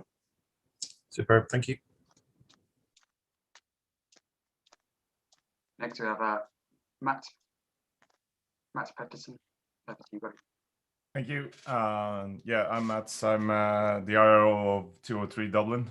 A little bit of a question, like twofold. I noticed the average age is quite high. Do we have any kind of good plans on how to bring in younger members that we can keep for longer? And the second question is more around, I see D side there doing 19 new members. Do we have some learnings on how they achieve this? Yep. So in terms of bringing in new members, it's always the challenge, and it's what we, in everything that we speak about and we talk about, whether it's programme, what we're offering, and in terms of, the individual table offer, bringing events that will attract young members into the organisation.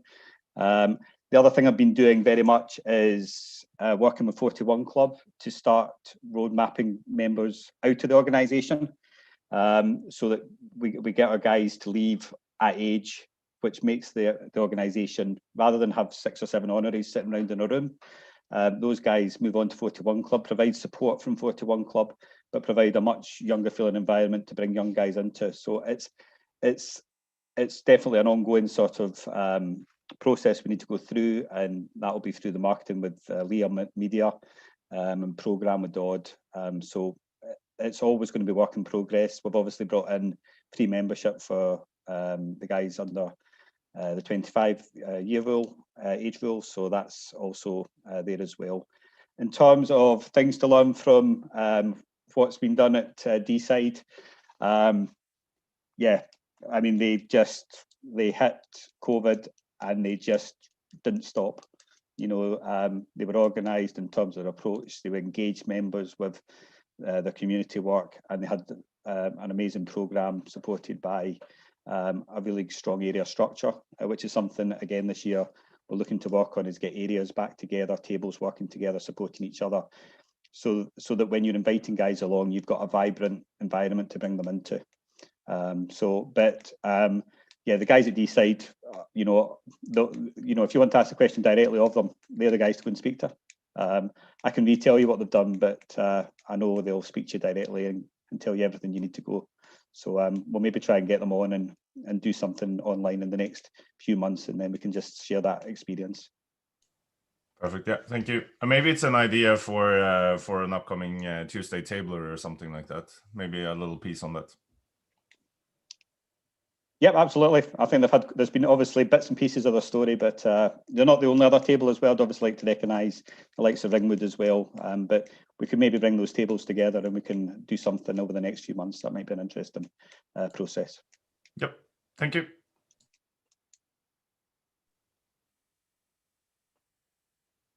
I don't think there's any further questions. Andy, that's a great report. Thank you very much. And Andy and I both, and the board, like to thank all those tables that have really believe and continue to believe in Roundtable and our mission and our impact in the community.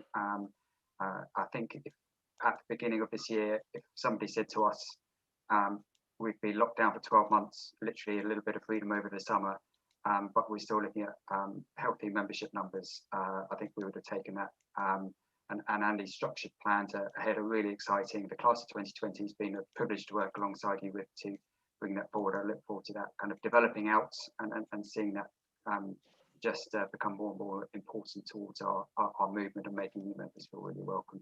So thank you, Andy.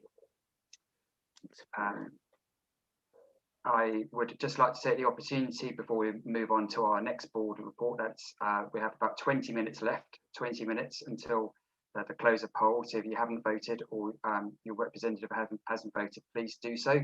Polls are still open, and Matt Fallon and Mike Ground have put in an awful lot of effort. So please respect that by lending one of those two fantastic gentlemen a vote. And now we hand over to Bushy, Mr. Quisbush. Over to you, buddy. Good morning, everyone. I hope you're all enjoying the AGM just as much as I am.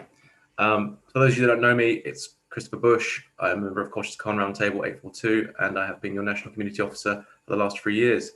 And what a last 12 months we have had, gentlemen. I hope you all have understood just the impact that COVID-19 has had on our communities around the nations. It doesn't take me to tell you that clearly we've had to cancel an awful lot of our events. But this year has demonstrated to me more than ever before the absolute tenacity and dedication that our members across the nations have to delivering an impact in their local communities. As you can see on the screen ahead of you, there's just a little bit of kind of a slideshow of kind of the pictures and stuff and some of the greatness and the great work that you lot have achieved throughout your last 12 months. In a way, I'm really glad that I extended for a year, because knowing now what I do, I would have felt I would have been cheating my successor a year's dedication and passion to working with you lot if I'd handed over a year ago. So clearly the last 12 months, we've been dedicating our time trying to adapt and amend our events to be COVID compliant.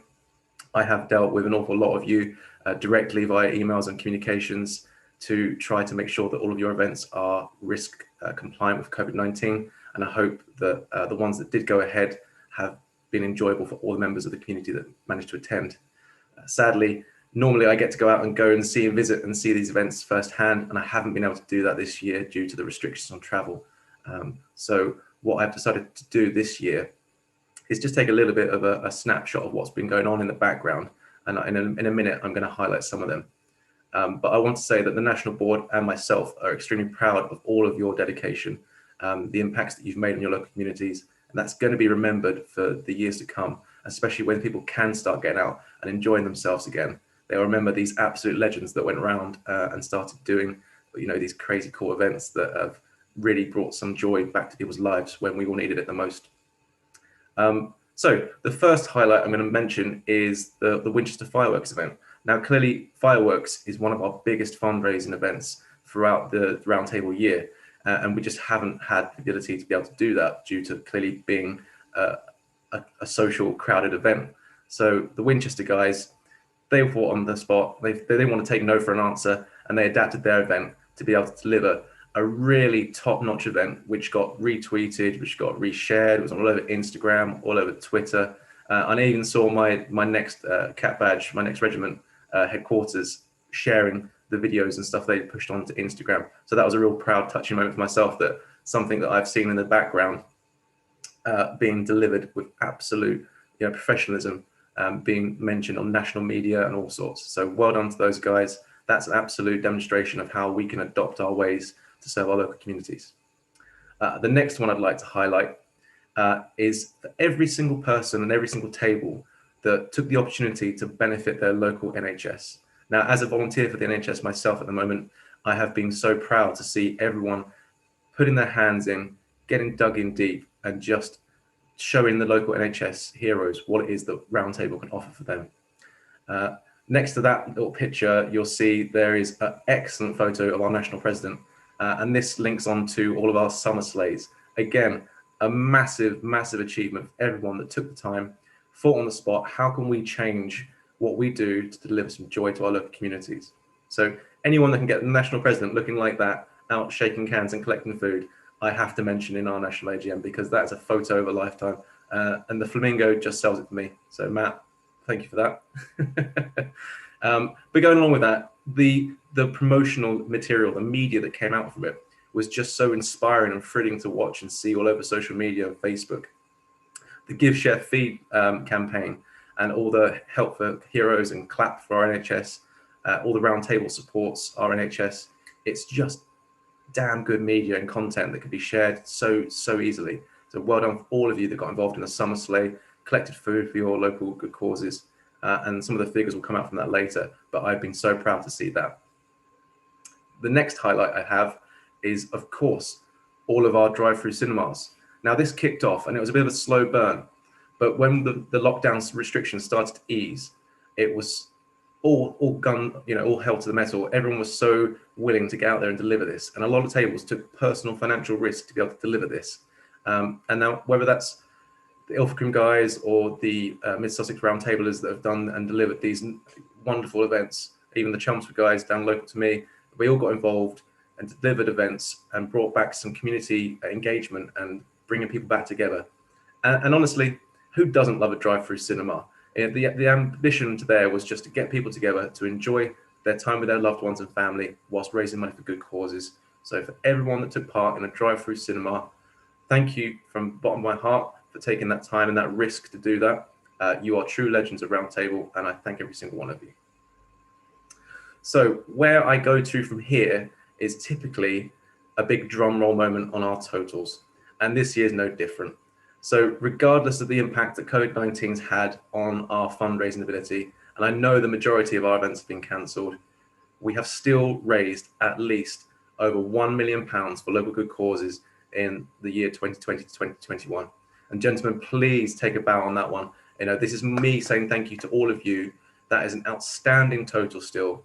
And please spread that far and wide. I know it's less than years before. However, do not be for a second doubted that your efforts will not be recognised. And going further to that, all of you clever people that did the summer sleighs and collected food for good causes like the Trussell Trust, we have collected at least 223 tons of food for these food banks and good causes. Now, I had to figure out and go and do some research to figure out exactly what that equated to, but thankfully the Trussell Trust had a weight per kind of tonnage ratio, and that's equated to 20,000 boxes donations for people that really are at the lowest ebb at the moment and need that support. So when people really do have an absolute desire and need for support in their local community, Roundtable's out there helping to deliver that support. Gentlemen, from the bottom of my heart, thank you for all of your hard work. I am going to be handing over this role today, but I'll talk about that again in a little bit later.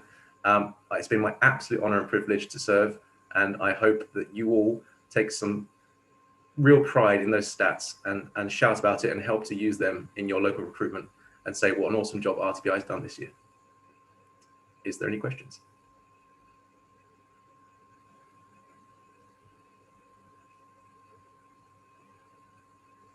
I think you're on mute, Mr. President.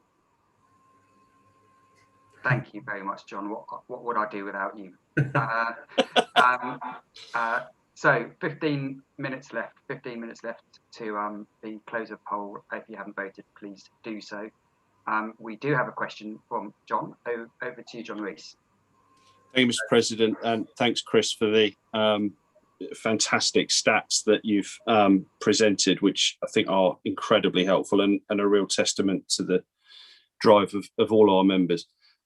Sorry, John Rees, Winchester District 63, and Verdansk Roundtable 2020, I think it is, and my last AGM. But the question actually comes from one of the Verdansk members that I'm unofficially representing. Can you explain how that group has helped you cope with COVID, but particularly how you've managed it, even though your brother's better at it than you? Wonderful. Thank you for the question, John. I think I speak for everyone and say the importance of social networking and friends and close groups of just like-minded people during lockdown and isolation period. And for me personally, I've always been an avid gamer, but I hadn't really played computer games for the last kind of probably 2 to 3 years, possibly because I've been on the national board and been extremely busy. But the isolation that I felt myself, not being able to connect with all of my wonderful friends in Roundtable, I was sorely missing. This year felt like an awful lot of work and no play. And typically I recharge my batteries by going to all the brilliant events around the nations. And I missed that, implicitly missed that this year by not being able to go out and see you all. So just being able to log on to see, even if it's virtually, some of my chums away from Zoom and just connect around a similar attractive cause was really, really enjoyable. And I will always categorically dispute the fact that my brother's better than me at that game. I will happily stand up anytime with him toe to toe. Thanks, Chris. Well done, mate. I don't think we have any other questions coming in. And thank you, Bushy. Thank you for your three years of service to the association. You've been an absolute legend.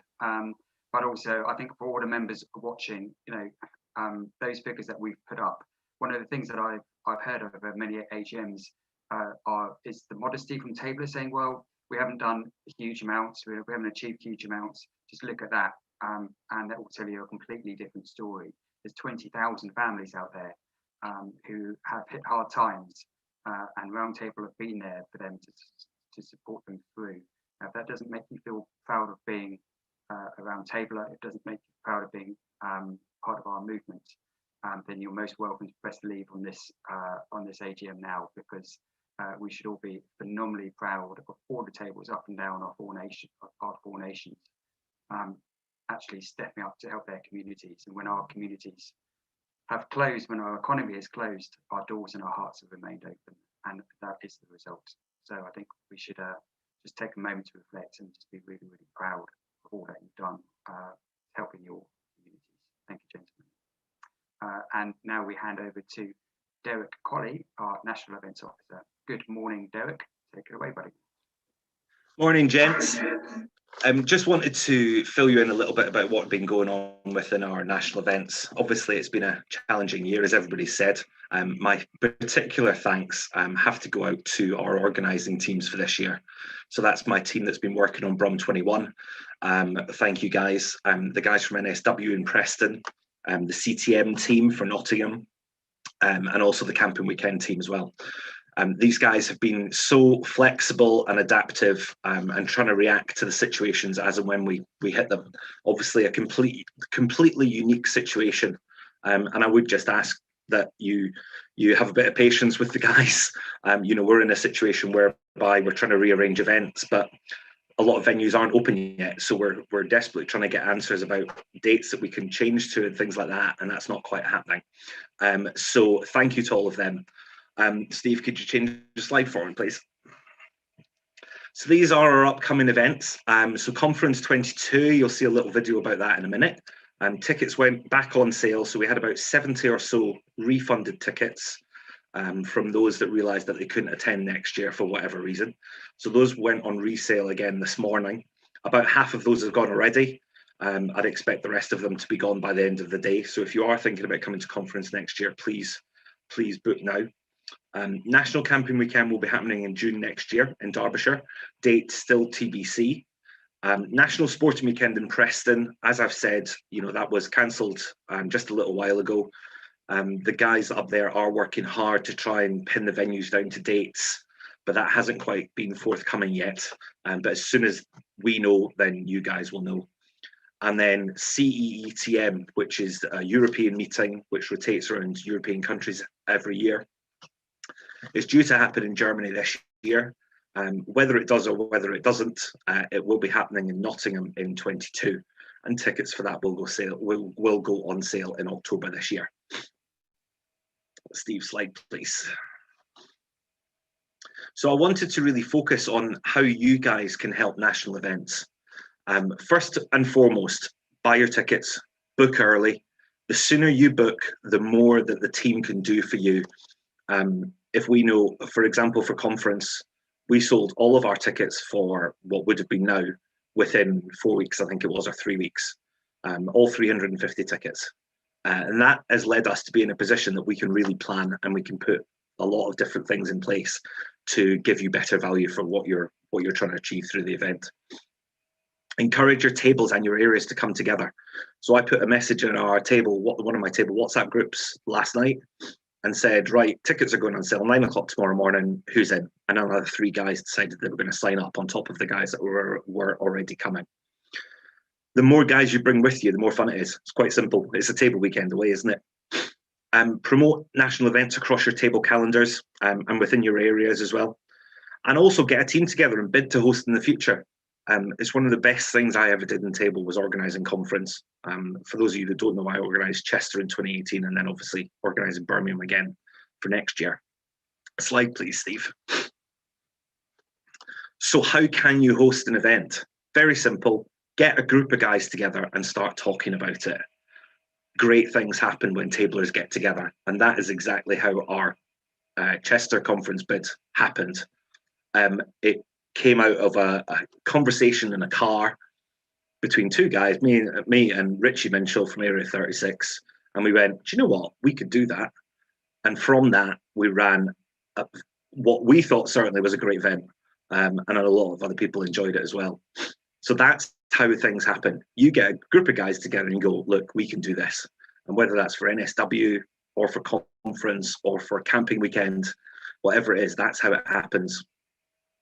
And then you just go through the process. As National Events Officer, I'm here to support you all the way through that and the rest of the board as well.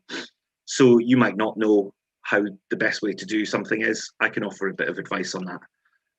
I can put you in touch with other people that we've worked with before, and we can kind of develop your ideas through that. So very simple. If you are interested in hosting a national event, it can be your area, it could be your table. Just get in touch, give me a call, drop me an email, and then we can move forward and we can look at future national events. So we have some closing dates coming up for bidding. But like I said, if you're interested, just get in touch as soon as you can. And that's pretty much it from me. If I can ask Steve to play the video, and then I think we'll do questions after the video. Last 5 minutes to vote.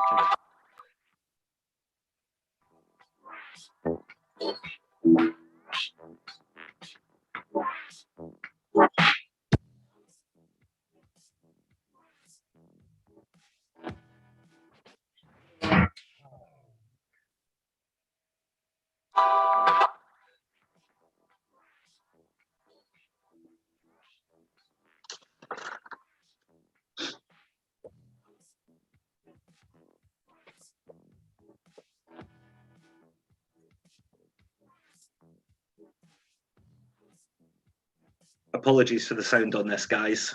Don't quite know what's going on there. But just to explain, the Friday night conference next year is fairly casual.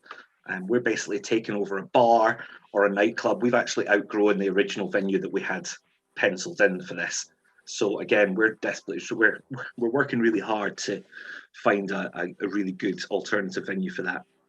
Then on the Saturday, our AGM is at the BCEC, which is right next door to New Street Station. So really handy, no problem with you guys just jumping on the train, bringing a group of you together and heading to Birmingham for the weekend. And that's also where the Saturday night event will be happening.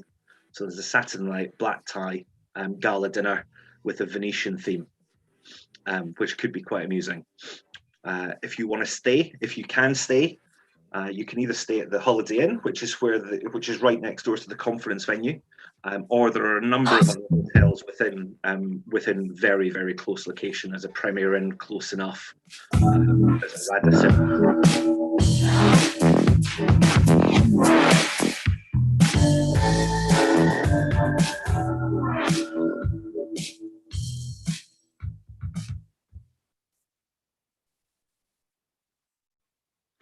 So, any questions?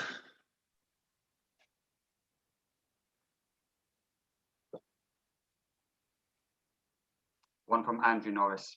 Derek. Hi, Andrew. Hi, it's Andy Norris here, Redditch 181, Area 35, Region 10. I'd just like to check, just in case we've got any members that can't make the full weekend for conference, are they able to just go to the AGM? Yeah, the AGM is open to everybody. There is a plan for us to be able to release some more tickets for the Saturday night only and hopefully for the Friday night only, but it all depends on us pinning down this venue on the Friday night. So it may be that actually, since you're so local, you might have guys that just decide to come for the AGM and the Saturday night. We'll be selling further tickets for those in due course. But until we pin down the venue for the Friday night, we don't want to commit to that. But yeah, the AGM is open for everybody and it's free for all members to attend. Okay, that's fantastic. Thanks.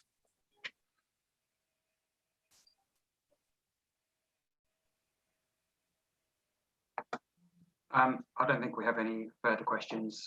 I think what I took from that, Derek, is I think the whole membership much prefers your voiceover to music. So I think you've just found yourself a new role for all national videos, that we have the dulcet tones of Derek Hoddy narrating us through what's going to happen over the weekend. We don't need this fancy music, we just need Derek. So thank you very much for your presentation and your hard work this year. I know it's been really, really super challenging, but you've really done the association proud. Thank you, Mr. President. And now we head over from finding our voiceover artist for the next 10 years to our current Tabler of the Year, the Totty, that is George Stewart. Over to you, buddy. Good morning, guys. Feel like not much to add to my report that's in the pack. We did about 14 online workshops this year. Obviously, when I stood for this role, I didn't think I'd be delivering every workshop from behind my laptop, but we managed to do 14 different ones, or 14 workshops on the Roundtable University, which are all recorded and still available on Facebook. If you scan that QR code that's on your screen, you can get back and find all those. Some of the highlights was the suicide awareness training, which I've got to give a big thanks to Scott over at Newcastle Roundtable, who helped pull that all together. Hopefully we'll continue that into next year. and adding some in-person training to go along with it. So yeah, next year looking to be hopefully back on the road, delivering workshops in person. Looking to really sort of try and engage with the reps and the different area chairmen and chairmen that are around the country to try and make sure the workshops have got a very local voice. Obviously, I live miles away from everybody, so it's important to find that local voice and find out what's happening locally in your areas, and hopefully adjust the workshops to make sure that they're solving the problems that you guys have and giving you guys the tools to move forward. And just a little bit on member benefits. I haven't given it a whole load of focus this year, mainly because most shops have been shut all year.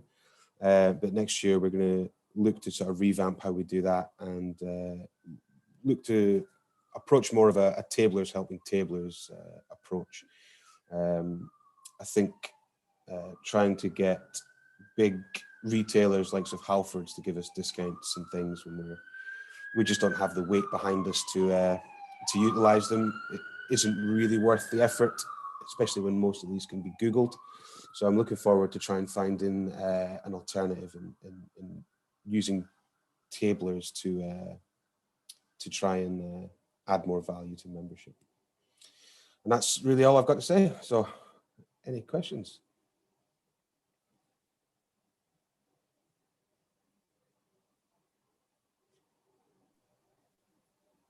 Richard Smith has a question. Hi, Dodd. RHS Beeston 573, Area 14, Region 8. The workshops that you've got there, I'm guessing you're planning to do all them again in the next 12 months, are you? Or change them in up a bit, or yeah? We'll change them, yeah. We can repeat some. We can. I can definitely say that the workshops that I did, or that we did at the start of last year, were definitely not as slick as maybe as the ones towards the end. So it would be quite good to revisit some of those topics and revamp them slightly. And as well, if there's any workshops that you guys want, or give me a call, give me an email. We can definitely put a workshop together that will fit what you're looking for. You know. Okay. Cheers, Dodd.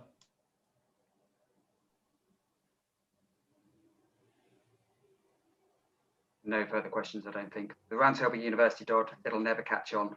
Thank you for picking it up and really making it to such a wonderful thing.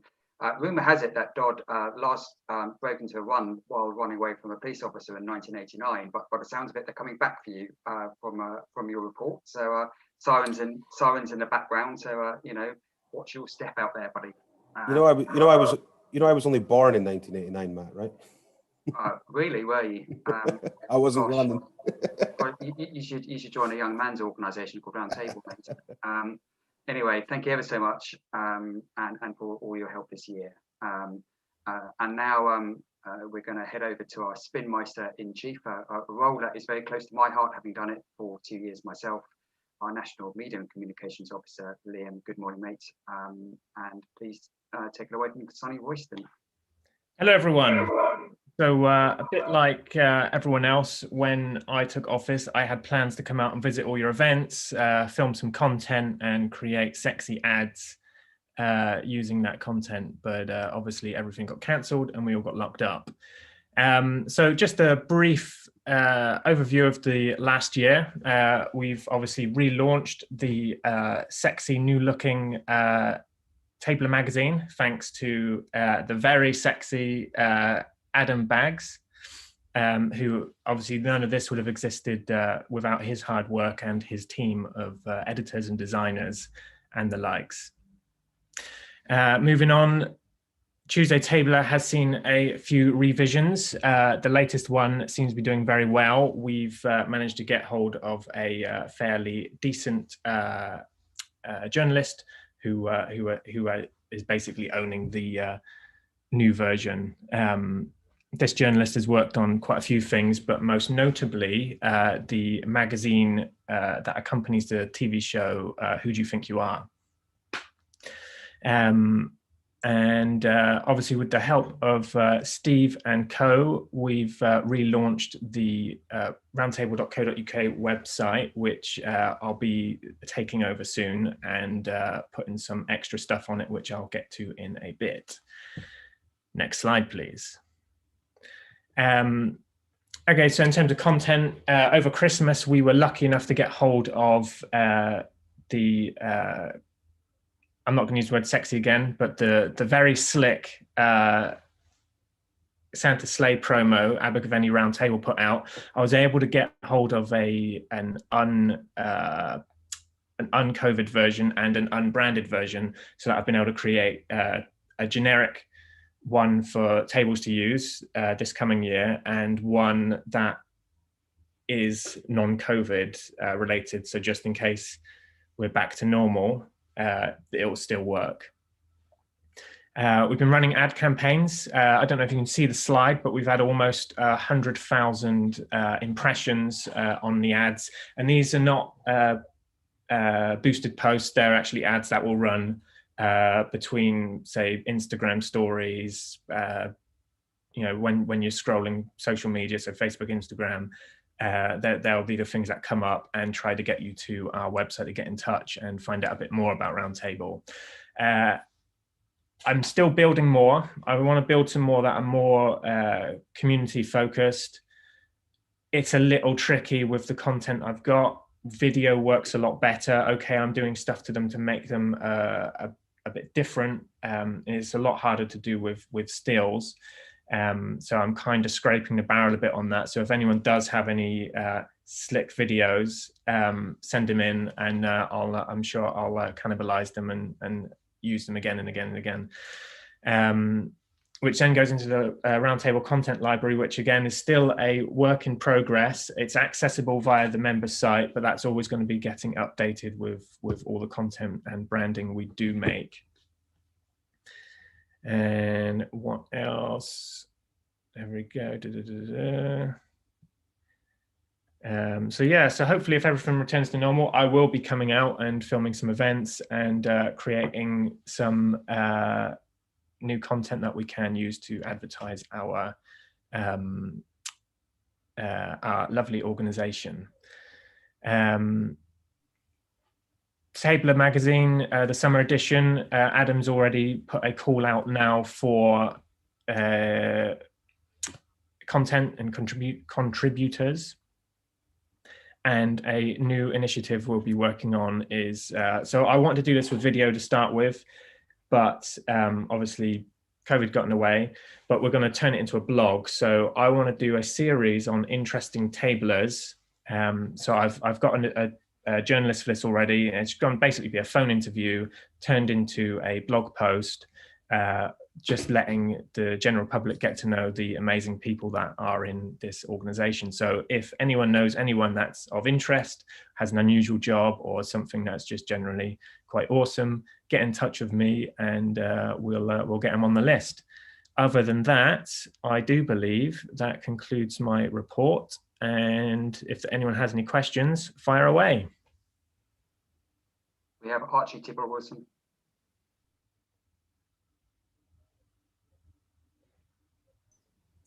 Hi Liam, Archie here from Mid Sussex 95.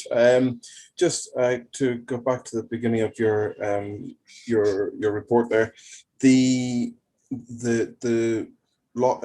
releasing of lockdown will also enable you to get out and do your sexy videos.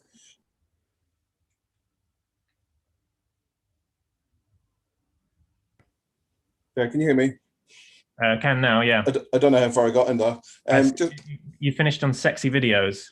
Yeah, just if you're looking to reshoot your sexy videos and you're in need of some sexy models, I can probably volunteer Matt Eaton now that he has some time.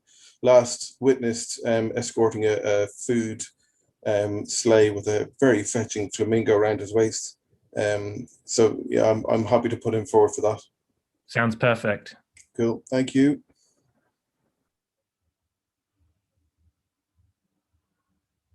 Next, we have, thank you, Archie. Your kindness knows no limits. Comey Simpson, over to you. Yes, hello. Hartlepool 102, Area 10, Region 4. Just very quickly, you said you'd got a content library. Where can we find that? It's on the member site under resources, and there should be a link to content library there. I can, to make it easier, I'll link it in on the Facebook forum after. That would be wonderful. Yeah, I just looked and it wasn't there, so just wanted to confirm. Thank you very much. Cool.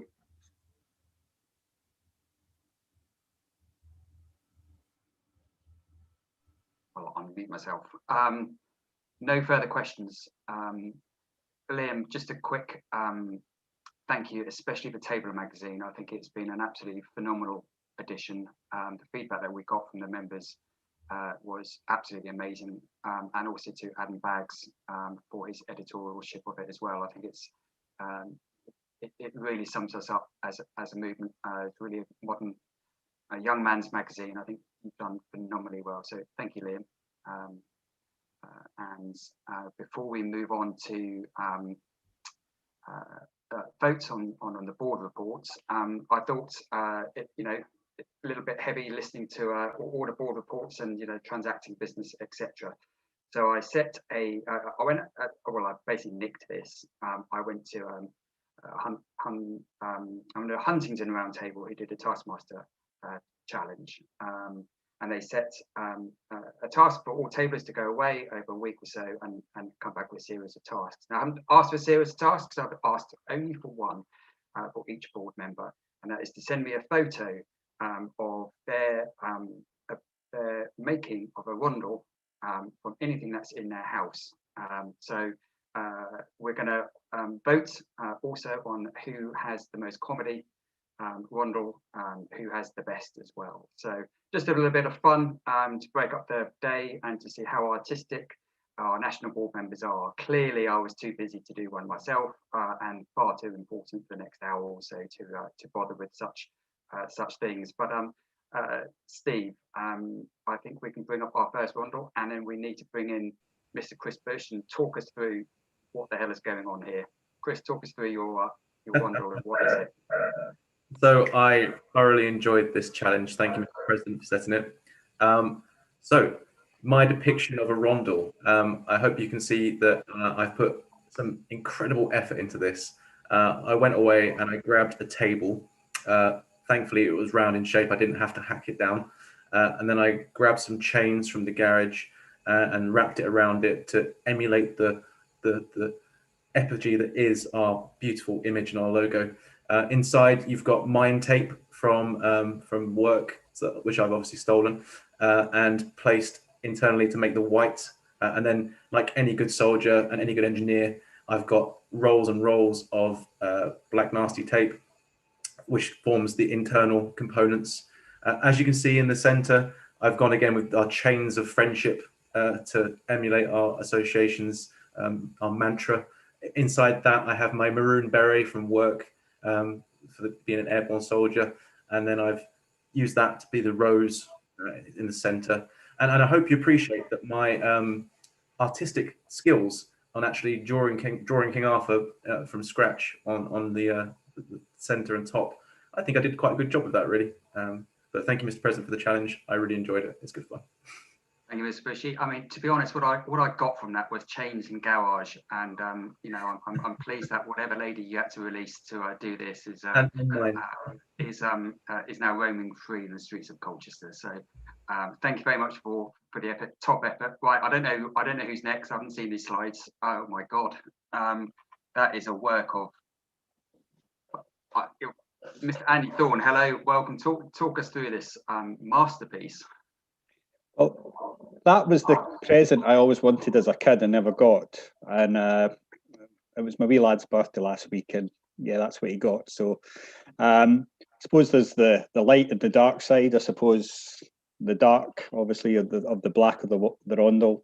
Obviously, that's Area 33 being represented there with the dark side.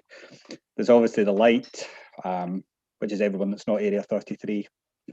And then there's Yoda at the top there, who's obviously taking the place of King Arthur.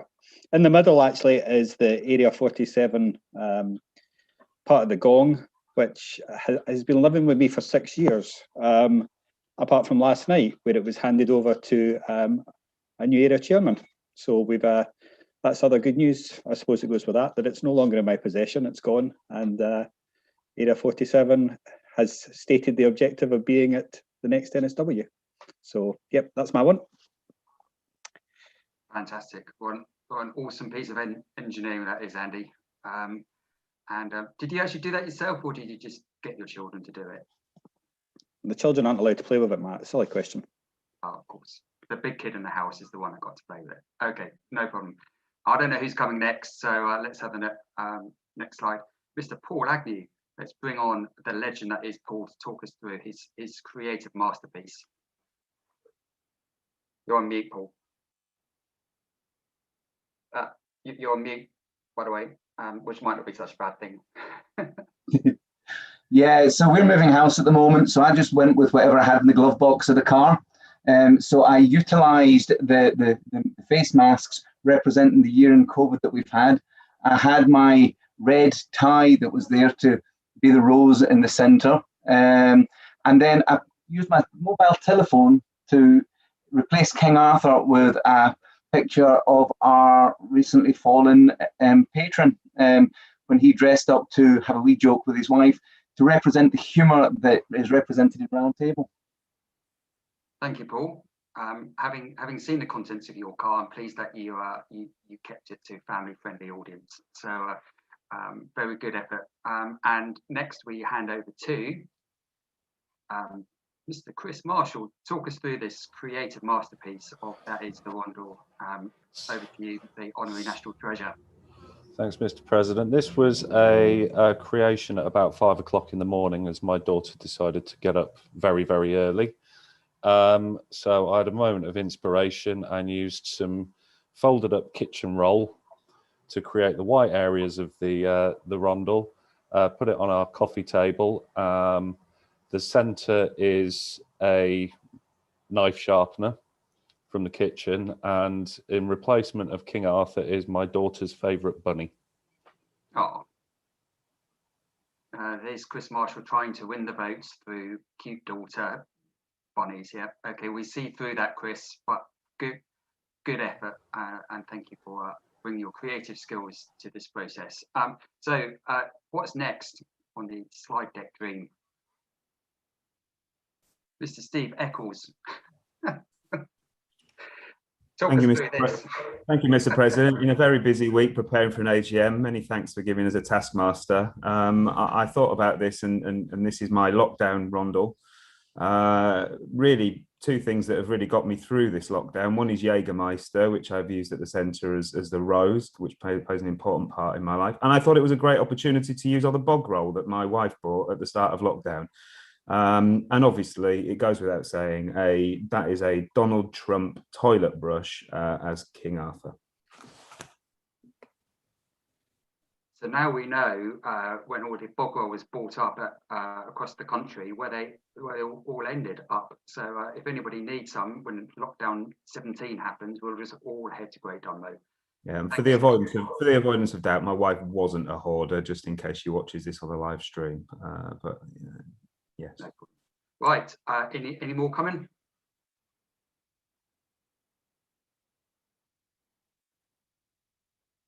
So Ian's gone for, well, I don't know what he's gone for, but if we bring him on, he can talk us through it. Basically, I forgot to do it until yesterday, and I didn't. It was the items that was in the car and in a handbag, and in my wallet for my coin as the when I was area chair of 8. And yeah, it's a alternative rondel. So. There you go. Thank you, Ian, for your You're welcome. Alternative rondel. Don't forget to put the contents back in your car. Otherwise, how will you cope in your car journey without an Allen key? There you go. Which I've never used one in my life, but who knows what you might need it for in a car journey. Yeah. And any more left? Might have one from Liam. Here we go, Liam. Okay, so this one was done in a hurry, as you can tell. So the white base is a t-shirt folded into a circle, the black around the outline, and the black board bits are socks. The bit of color around the outside are a couple of belts from my girlfriend. The center rose is basically some bright orange pants with a bottle of, I think that's Beyonce perfume in the middle. And then King Arthur is Jean-Paul Gaultier, Le Homme. Great. I mean, now next time I sit next to you, I'll know that that fragrant smell is Beyonce. So that's useful knowledge to know, and maybe your next Christmas present will be as well. So any more? Because I haven't actually seen these slides. Oh yes, here comes the. Thank you very much, Mr. President. Good morning.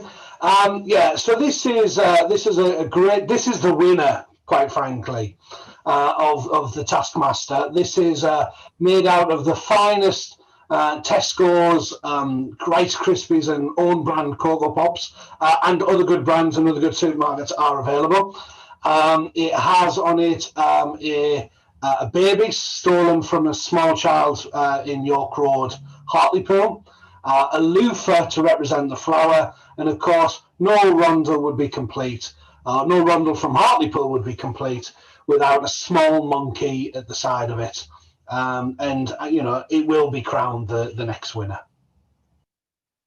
Thank you, Paul. Now, those know me well know that I haven't really watched many movies in my life, but I have watched The Exorcist, and I'm a little bit terrified. But I don't know if we have any more.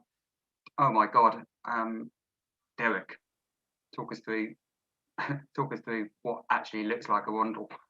So earlier on this year, I started the Roundtable Woodworkers group on Facebook, and there's a few of us that kind of talk about various bits and pieces that we make and things like that. So I decided that this had to be a reflection of that. So this is about 1,000 screws into a bit of board. And then, so we've got black screws here and silver screws here to represent the segments, and then the gold screws in there, and then the centerpiece here is painted, and then the King Arthur figure is actually spray painted on with a stencil.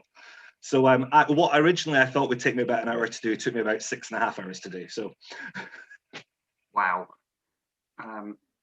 So the thank you, Derek. So next time I come around your house, the bed of nails magic trick is off. I take it.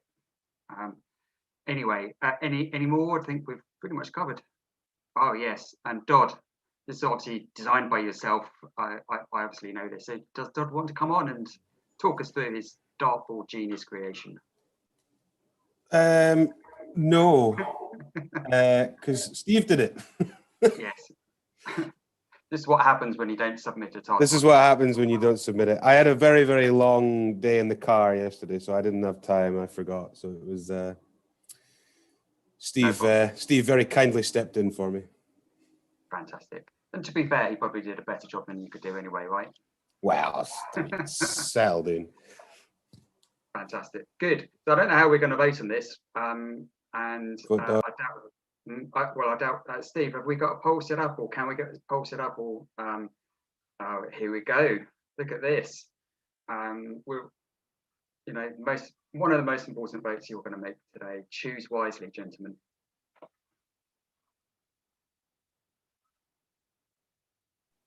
Sorry, are we open to bribery on this? I mean, I'll buy you a drink, Archie. Name and table so we know where to send it. I have already got some Jaeger on its way to you. Archie, I'll send you a box of screws. That's exactly what I need, Derek. You got my vote.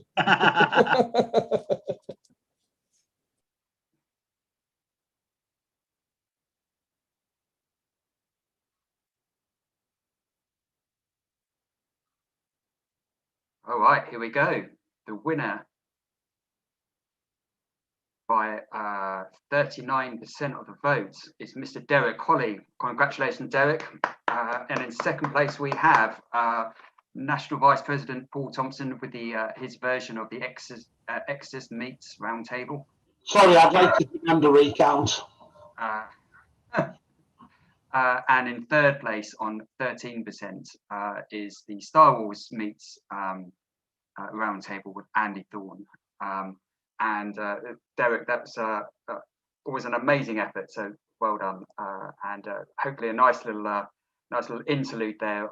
And the membership can be rest assured that not only can we count from 1 to 20, that we can also be a little bit creative as well. So thank you to all the board for their reports. As you can all see, this has been a difficult and unprecedented year. However, there's been a lot of hard work and plenty to be proud of. All of the activity and success that you've just heard about is summarised in the annual reports of the National Council, which is printed in the AGM booklets. The report is now before you, and I move from the chair that it be received. May I have your agreement for this, and a poll will be coming up on your screen shortly.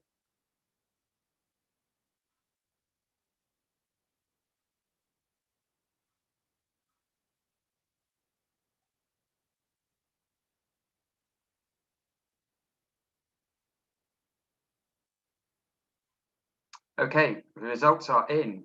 So 98% in favour and 2% against. So that is carried. Thank you, gentlemen. Okay, so moving on to point number 8 on the agenda. We now have the chance to celebrate some of the achievements over the past year with our annual awards. Normally, we'd have the winners of each award on the stage to collect these awards, but we're hoping instead to have a presentation evening once things return to normal. I would just like to say before we commence, we obviously talked about this at length at board. It's been an unusual year, as we all know. We don't need reminding people of that. But there's been so many. It's just blown us away. Especially the time and dedication other people have taken to nominate their tablers, and the love and the passion with which they've done it. We were receiving literally essays around, who should be nominated, and you could just feel the love. And it was one of the most humbling things that we've done as a board to kind of go through each one. And I'd like to actually assure all members that we went through it. We went through it nomination by nomination. We read every single word and every single sentence. We had rigorous debate, etc. around it. So, and we just came away feeling so uplifted. We came away feeling just so proud of everybody's achievements, what everybody's accomplished this year. We were actually pretty emotional by it. So this is a really special moment for us, but hopefully it's more of a special moment for you. So as we start our first award, we're going to the Stuart Devlin Trophy for the Best Community Service Project by a table. And I'd like to hand over to Chris Bush to introduce the award and announce the winner. Good morning again, gentlemen. So I would, like Mr. President just said, I was absolutely blown away with the level and details of the nominations that came in. There was over 25 nominations for Community Award. So it was really difficult. I'm sure my fellow board members would agree to come up with a shortlist for this one, because it really was clear to read the passion and dedication and all of the people that put forward nominations for this award, that there was some real love in Roundtable this year. So the first one, clearly, as you can see, I don't really think this needs an introduction, but it was the Walk with Will campaign. Now, whilst not initially a Roundtable movement, Will, as we know, was diagnosed with stage 2 Hodgkin's lymphoma, sadly, but instead of taking that and lying down, he did like any other tabler would do, and he stood up and wanted to make some sort of difference and make a real kind of shout out about how we could use this positively to raise awareness about the disease, but then also raise some money for good causes. So what did he do? He decided to do a 60-mile walk, or it's supposed to be a run, but clearly going through chemotherapy himself, he did a 60-mile walk, and he did 2 miles a day. And that was shared around Roundtable far and wide. And, not only did he raise a little bit of money, collectively over £15,000 was raised for this on just the Just Giving page alone. So it's an incredible achievement, and I'm sure that he's immensely proud of it. And I know that fellow tablers around the nation are immensely proud of all the efforts of everyone that's put through this. So thank you from me for everyone that took part in it. I know we all enjoyed our walks and our FaceTime chats with Will as he's zoomed in on FaceTime us all, and we're going through it as well. Really inspiring stuff. So really pleased to see that there. The next one was the Ilfracombe Round Table, and this received loads of nominations, mostly for their drive-through cinema, bringing people together in the community, but the service projects they did around the side of it. They shared this experience as well by lending out their drive-through cinema kit to other tables, delivering supplies to their community. And it's just an example of how, even in the hardest times, you can bring your community together and do good deeds. They sold out their drive-through cinema in 72 hours, and they raised equally over £10,000. In fact, it was £18,000 of profit from their drive-through cinema. So another cracking achievement for a local community group, and a real key kind of demonstration of what tables can do by supporting other tables. And finally, the Tamworth Roundtable guys. I have personally been to Tamworth and seen their Pride of Tamworth event. It's a fantastic get together of like-minded people and charitable people, but they weren't just nominated for that. Again, they received tons of nominations for their Shield Tamworth campaign, for all the work they did with the NHS for making face shields. They collected food, doing a summer sleigh, collected food for food banks. They also then got together and collected laptops for schools, for children that had to do homeschooling. They continue to donate money around their local community using all the funds they resourced through this. So they're just a great example of how a roundtable can really get involved and make a massive difference in the local community. And I know how much support Tamworth have in their local area because of all of the achievements they do. And more recently, they've even been going around and helping deliver vaccines to people. So, you know, they did the 28 Days of Kindness, built all the shields. Just a great example of how roundtables in the community are so important. So the winner for the 2021 Community Award is Tamworth Roundtable. Congratulations, guys. You've all knocked out of the park. Every single one of you should be proud, should stand up tall, hold your head up high. I know how much community means to you lot in your own hearts and in your own community. So I know that you'll be really, really chuffed to receive this award. And as soon as we can, we'll get an award to you. But well done on behalf of me and the National Board to everyone in Tamworth Roundtable.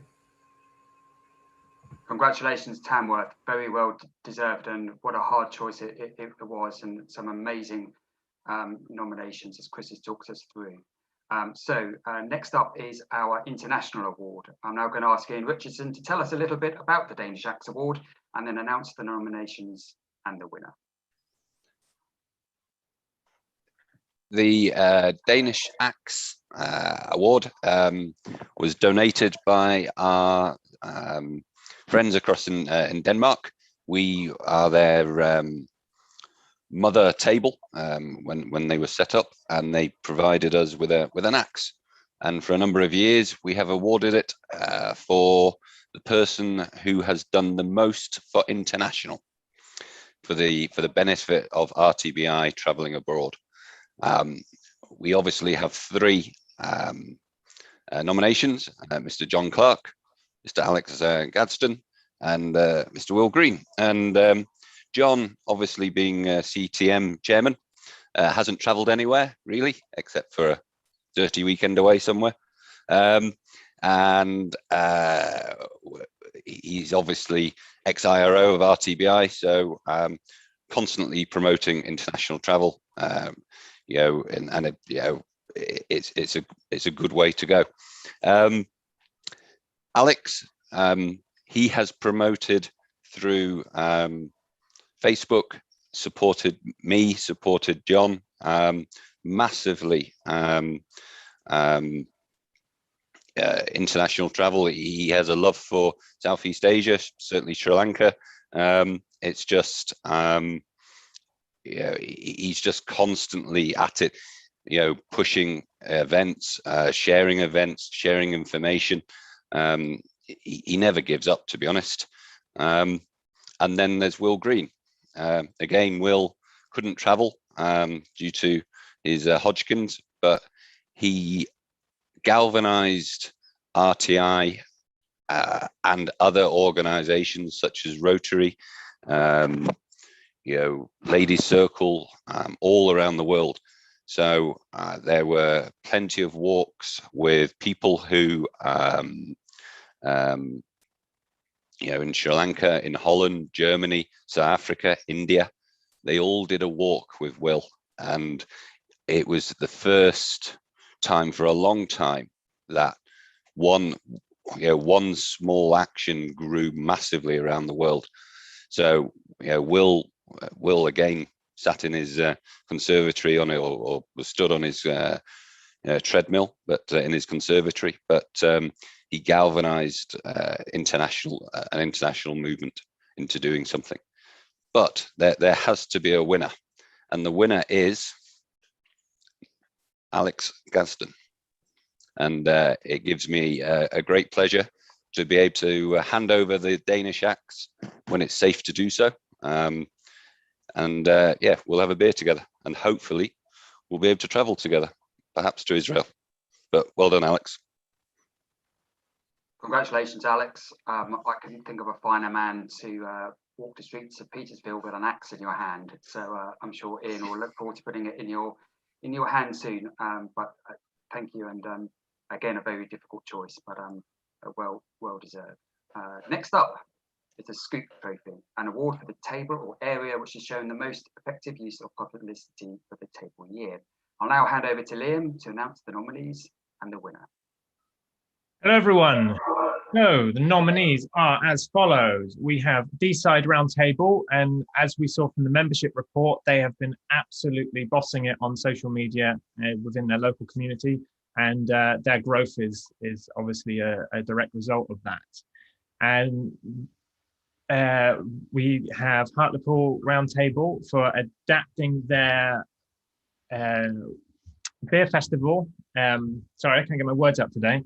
Adapting their beer festival into the online Webstival, which drummed up loads of support in their community. And finally, Winchester Roundtable, who also adapted their live event, which was the fireworks, into the Light Up Winchester event, which managed to get lots of local coverage as well, online and offline. So the winner is Winchester.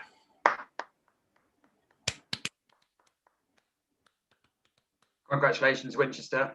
Another really, really difficult one, but your Summer Santa Sleigh really kicked off really a Summer of Sleigh movement across the UK, and you kind of captured that well and brilliantly through your media. So enjoyed the Scoop Award. It's really, really well deserved. Next, we move on to our membership awards. And for the table and areas that have seen the greatest growth. So over to Andy Thorne to take it away. Andy. Yep, thank you, Mr. President. I've been reading the chat comments down the side of the meeting, and obviously, some of the figures these tables have put on have blown away a lot of tables, and no doubt, there's absolutely understandable why, and it's just incredible how these tables have performed over the last 12 months. Just running through the list of the membership awards. So we have Keswick and Chester Grosvenor with 6 new members. We have City of Newport and Livingston with 7 new members. We have a brand new spank table in terms of Rechart, in terms of Ringwood and Verwood, with 18 members. And I'm absolutely delighted to announce, after the amazing work they've done this year, the winner of the award this year is D-Side 602 with 19 new members. Incredible, absolutely incredible. Also, in terms of area, not a big surprise, but Area 36 robbed home with that one as well, in terms of just the incredible work they've been doing right across the area. So congratulations. They've just done a smashing job down in the Wirral, North East Wales and the Marches. Congratulations. Congratulations, D-Side, and safe to say that you've set the blueprint for all throughout RTBI. A big passion of the board in the last 2-3 years has been facilitating learning and then looking at best practice and sharing it all. And the words D-Side that keep coming out of my mouth when I speak to lots of tables, you've really been a mentor to so many other tables as well. So from everybody on the board, and actually a grateful membership who look towards your leadership and your example. A huge congratulations, a very well deserved award for all your hard work over the year. Now we'll move on to our programme award, presented to the table with the best event or events for the 2020-2021 year. And over to the existing Totty, George Stewart. Thank you, Mr. President. I want to first of all say I absolutely loved receiving the nominations. I didn't say it in my report, but it's definitely the absolute highlight of my year, was getting a wee email every time somebody filled out that Google form and I got to go and read the nominations that were coming in. Just before I do the programme award, something else I wanted to recognise that we've seen appear throughout lockdown, throughout the last year, is things we've sort of been referring to as affinity groups. I think the Verdansk are on the programme award nominations there. I think they were the first affinity group to really pull guys from all around the country together for their love of shooting each other and online gaming. And then we've had since then, we've had a woodwork group appear, there's been beer making guys appear, there's caravanning and camping guys appeared, and these affinity groups have taken off. And I think they're really helping connect tablers from all around the country that probably normally wouldn't cross paths, except for being at an NSW or drunk in the bar at a normal conference. So I just wanted to take a second to recognise them and thank everybody that's been involved. So the nominations for Programme of the Year are Chris Daimlo from Loughborough Roundtable for his amazing programme he put together for his table. Verdansk Roundtable for the reasons I just said, the bringing guys from all around the world, I think, yeah, all around the world together for their love of online gaming. And Keswick Roundtable for, again, their amazing programme they put together. And the winner is Keswick. Congratulations, guys. Great to see, especially a new table as well, taking that award. So well done. Congratulations, Keswick. It's, again, it was really hard, but we were super proud to read the nominations for Keswick, as Dodd said, as a brand new table. You know, getting out there and doing their program was just absolutely phenomenal and awesome work. And also love the photographs of everything that you do, that you put out there as well, and all the lovely scenery. So congratulations, Keswick. We now move on to the shortlist for the Vaughan Harris Award. First presented in 2015, this award is made to the table or tabler that's done the most to build stronger relationships at 41 Club. It is made in honour of Vaughan, who is the only man to have been national president of both Roundtable Great Britain and Ireland and 41 Club. I'm now going to ask our incoming national president, Paul Thompson, to take this over. Thank you very much, Mr. President. Really straightforward one, this one. We have made the decision to award it this year to Redditch Roundtable for their great work in fostering relationships with Redditch 41 Club, going from one active member becoming an honorary of their 41 Club, sharing events in person when they were able to, and virtually staying in touch throughout the year. Therefore, forging new relationships and bringing the town of Redditch back to a 4-club town. Well done, Redditch. Big congratulations, Redditch. And you know, we've heard a lot around the importance of the Roundtable family, and to read through your nomination that was sent to us really reinforced the importance of it. And I was actually thinking about this award when we were hearing all the greetings from Lady Circle and 41 Club, and just the importance of the Roundtable family, knowing that your award was coming up. So big congratulations. Next is the Side by Side Award, which celebrates the tabler who has worked the hardest to foster relationships with Lady Circle. And without any further ado, I would like to our honorary national treasure to come on and talk us through this. Thank you, Mr. President. Again, another simple one to award. This was awarded to Alex Rosenthal's of Loughborough Roundtable. This was given for his involvement as part of the fundraising and community engagement role in 2020-21, Alex has brought all of the family of clubs within Loughborough together. The initial purpose was to ensure that the clubs could support each other to ensure that the Santa Sleigh fundraising could happen.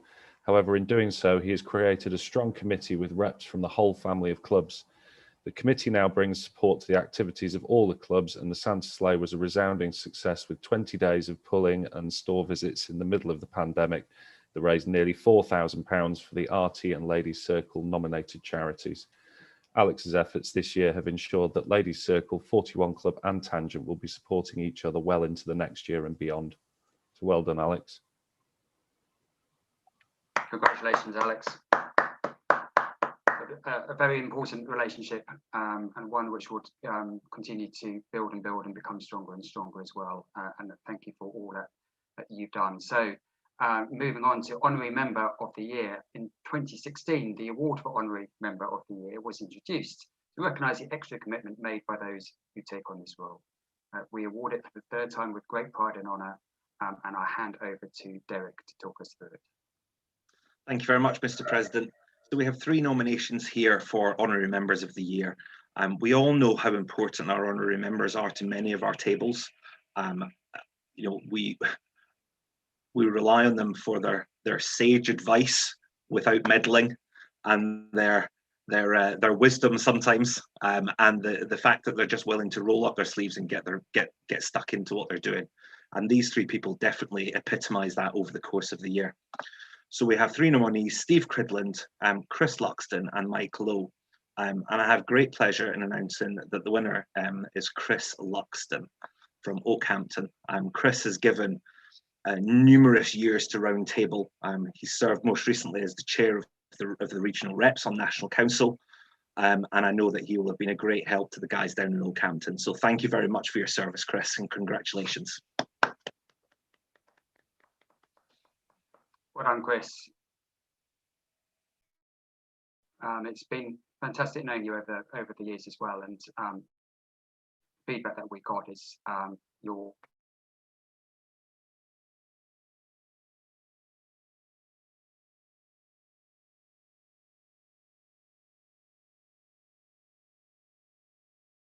spearheaded by Dodd, our current tabler of the year, which is Beer of the Year. So we now hand over to Dodd to talk us through that. Yeah, thanks to you, Mr. President. Yeah, I thought I'd try and introduce a new award this year. And it was Mr. Mike Round was the one who sort of suggested it to me initially. And he said the tablers love beer, so let's try and see what they can come up with themselves. So we had quite a few entries. We had James's Marvellous Medicine from James King up in Ellen Round Table, the Red Revival from Murray Skinner at Inverurie Round Table, and a Marshmallow Stout from Jonathan Starr over at Manchester Round Table. And the winner was picked by the master brewer over at Blackstorm Brewery, which is run by a tabler at Whitley Bay called Paul Hughes. So a big thanks to Paul and his team for helping judge the beer. And yeah, so we'll move on to the winner. The winner is, it's James King with James's Marvellous Medicine. So well done, James. Congratulations, James. I look forward to trying some of your beer soon. Please, somebody post me some of James's beer, if that's okay. That would be super.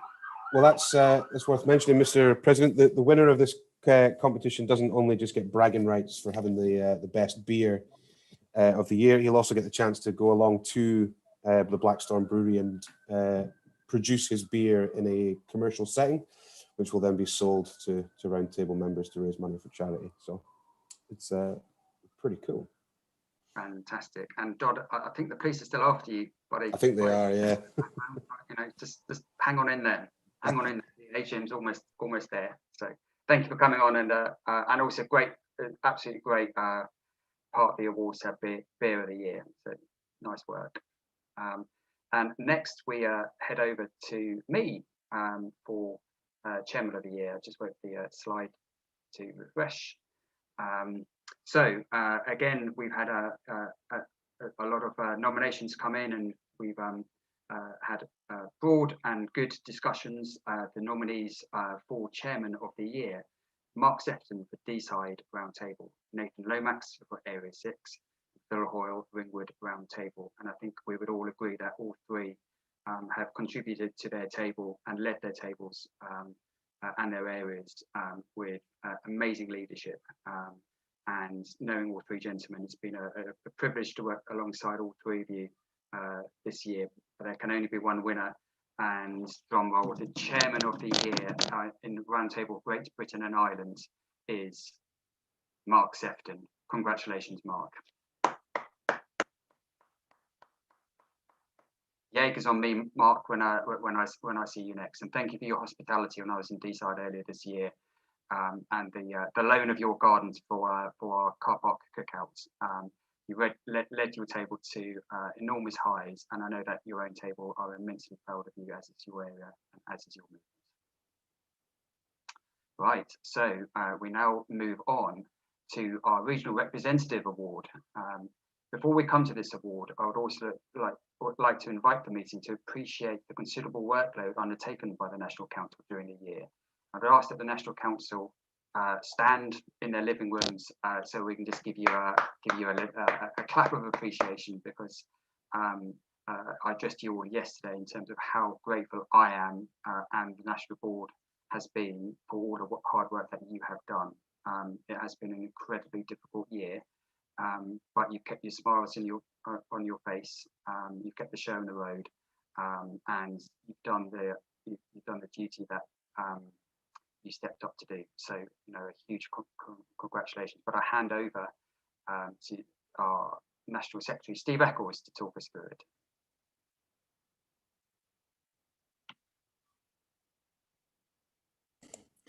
Try again. Thank you, Mr. President. Yeah, so the Regional Rep of the Year, it falls to me to award. Having been a regional rep for a couple of years, as many other board members have been, I can't stress the importance of the role enough. It's a fantastic role. The National Council and the regional reps this year have certainly kept us on our toes, making sure that the decisions are questioned when they need to be, and that we can have a proper debate on things that have happened over the course of the year. It's at my discretion to award the Regional Rep of the Year award, but I saw individually, I sought the views of the reps. They've been working together as a group and to understand who they thought should be the winner of the Rep of the Year. So the shortlist that came back from that was Rocco Cerullo, Shiraz Shahid, who is taking over next year as chair of the regional reps. Congratulations, Raz. James Black, Lewis Good, and Sean Stanton. Now, what I can say, out of 20 regional reps, one person secured 15 of the votes. Now, fortunately, that was exactly the same person that I think is deserving of this award. And the winner is Rocco Cerullo. Rocco's done an absolutely amazing work this year to keep the council in order, to mediate and mitigate as necessary with the guys. So congratulations, Rocco. Great work. Well done, Rocco. I think we'll ask you to say a few words if you are on. Sorry for chucking that curveball in, Steve. But I'd also personally like to thank you, because you've actually made it look really easy and effortless when we know it's been anything but. It's been a year led by you, which has been really classy. First class job, buddy, and we're all really proud of you. So if you want to say a few words. Well, I wasn't expecting that, but yeah, I would like to say a massive thank you to the reps for being absolutely amazing throughout the year, for the support they've given me and keep me busy as well. Yes, it has been a very challenging year trying to do this all virtually. I took on the role very reluctantly because I didn't know what to expect. I've had a massive support. The reps have always backed me and always sided on on the positive whenever we try to come to a resolution with anything that was thrown at us by the board. A massive thank you goes to Steve as well for his counsel as previous chairman of the reps. You have been an absolute rock in helping me, making sure that I was able to fulfill the role as best I could. Paul Agnew, Paul Thompson, Matt as well. Your counsel's been great throughout the year as well. So the role was tough, enjoyable, but it wasn't for you as tablers, as friends. I would have not. I guess that's what made the job a lot easier, enjoyable, and fulfilling. And I would like to thank my fellow reps for the recognition, and it does mean a lot. I was just sat there behind the cameras. I said, "Crap, I better wipe the tears off." It did bring a knot to my throat, as a lump to my throat. So I will miss you all, but I will be around and hopefully catch up for a few beers very soon. And thank you for the opportunity. That's probably the best part. Congratulations, Rocco. Right, now we come back to myself for Tabler of the Year. And we'll just wait for the presentation slide to update itself. Okay, so I just want to talk through, we obviously had a lot of nominations. I don't know if they are on the slides, which they are not, but amongst the people nominated, Mark Sefton, Sean Ash, Richard Hawkins, Daniel Gibbons, Gareth Cooper, Kieran Fisher, Edward Napper from Hunstanton, Will Green, Mark Carter, and Chris McKenzie from Winchester. I took a long time trying to pick a winner. I took about 2 weeks. I looked at every nomination. Most of the people on that have been nominated have been multiple nominated.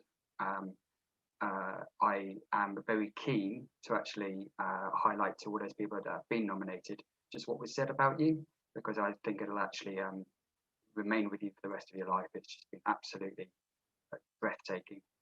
It's been quite emotional to kind of go through it. I took the responsibility massively seriously, and I went away. I thought about it.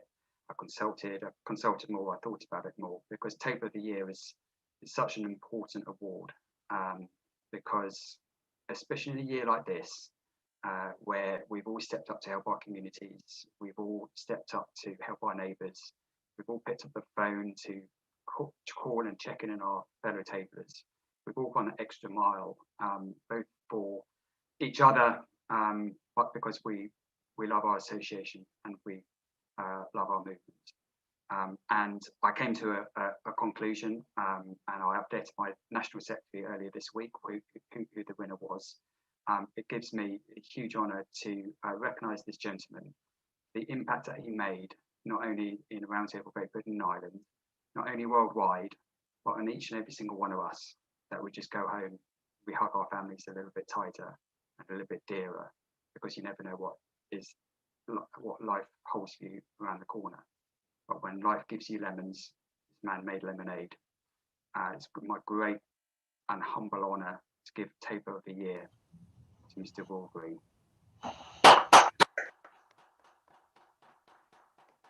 Now, Will, I don't know if he's on, but he's on under the ruse. Is he on? He's on under the ruse that I might invite him to speak about his campaign, but actually, Alan and I conspired to have you on to talk to receive the award of Roundtable Great Britain and Ireland Table of the Year. And if we could have a few words, Will, if you don't mind, we'd be very grateful. Can I turn my camera? Can you hear me? Yeah. Oh, let me just turn my. Can I turn my camera on? Is that? Ah, there we go. Oh no, thank you very much. It's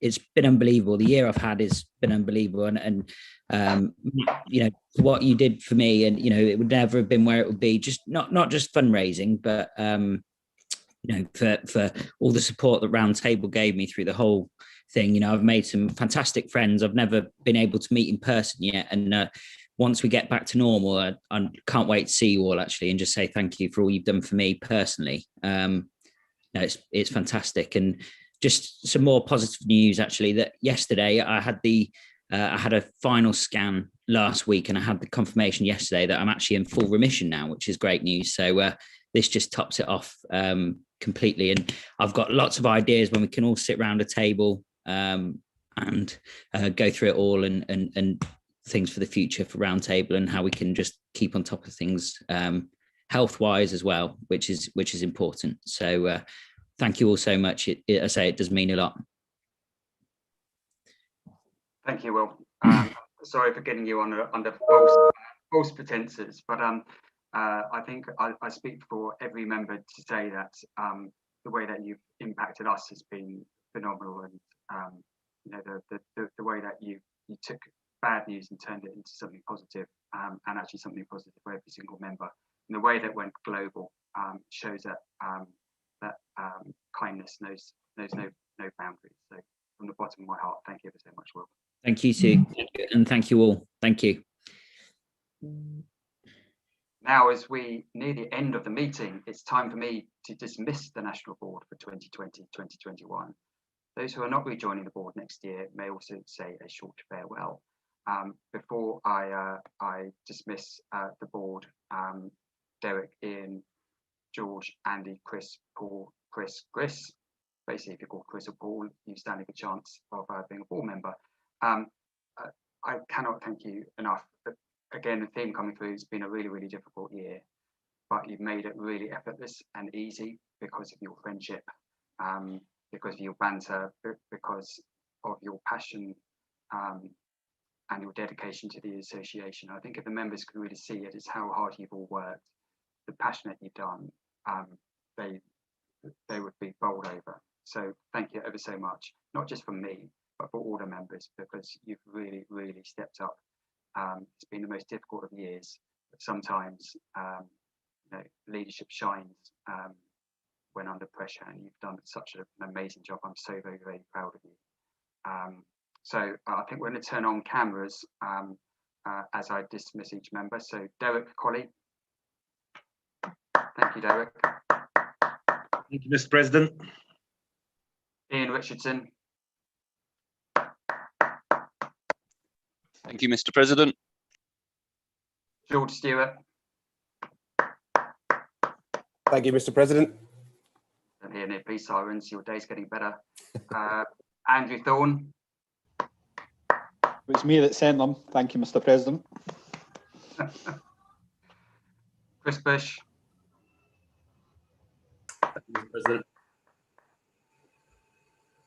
Paul Thompson. Thank you, Mr. President. Thank you, fellow board members. Thank you, members. And Chris Marshall.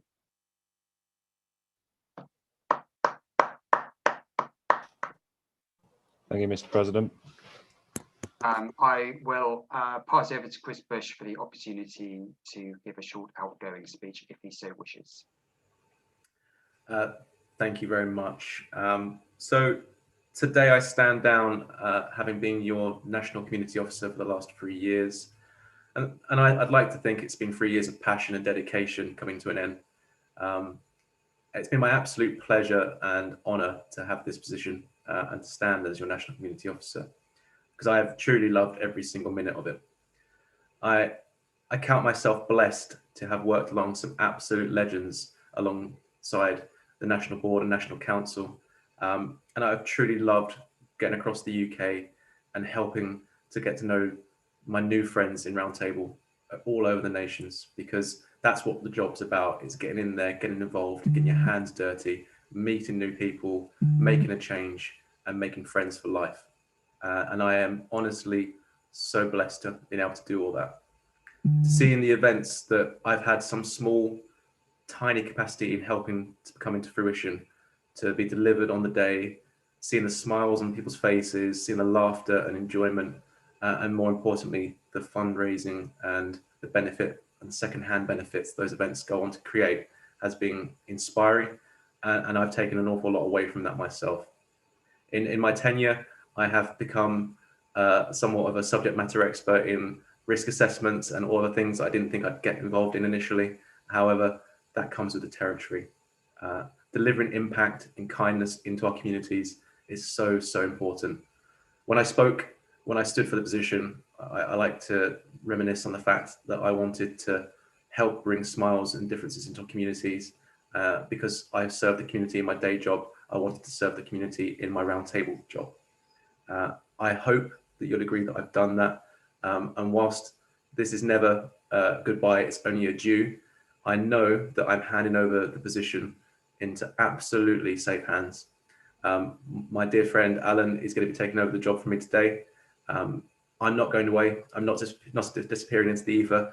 I'm going to be contactable still. I'm going to be around for anyone that wants me to have any help or involvement. Please, if you want me to come along to your event still, I'm more than happy to get involved, not in a national capacity anymore, but just in a mate to a mate coming along to help your events. And in true table spirit, whilst I have no chains of office or no pin badge to hand over, what I do have to hand over is a huge responsibility. So Alan, from today going forward, you've got the reins, buddy. Hope you enjoy it as much as I have. And if you ever need any help, just give me a call. I'll always be here. Thank you, everyone. Thank you, Mr. President. And I hope to see you all soon with a beer. Thank you for your speech, Chris. And when you say that you'll attend events as mates, I can testify to the rest of the membership that there's no greater mate than my best mate, Chris Bush. You've done a phenomenal job. I'm really proud of you. Thank you for all your support and friendship to me. And I know that you'll extend the thing that you do best, offering friendship to others, to all. Now, for the eagle-eyed of you, you may have noticed I missed one person off. That would be Paul Agnew, our immediate past president. And before he comes on, and I know he's probably armed with tissues and Kleenex, as we should all be as well, I just wanted to say, Paul, thank you for just being the legend that is Paul Agnew. Your integrity and your character and your passion for Roundtable is well known. What's not quite so well known is your counsel for me behind the scenes, the phone calls, the advice, the humbleness in which you carry yourself. We all look up to you, Paul.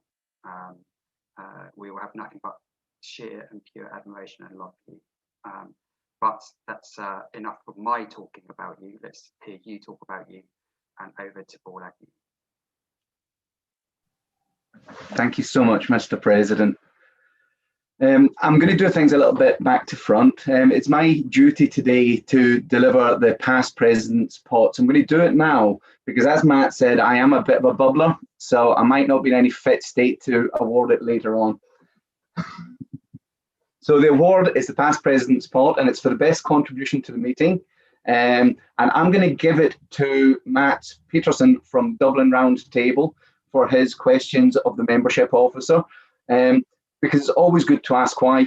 Curiosity is the basis for becoming a champion. Asking why people are successful is the first step into being successful yourself. So, Matt, this is for you. I'll deliver it to you at some point over in Dublin.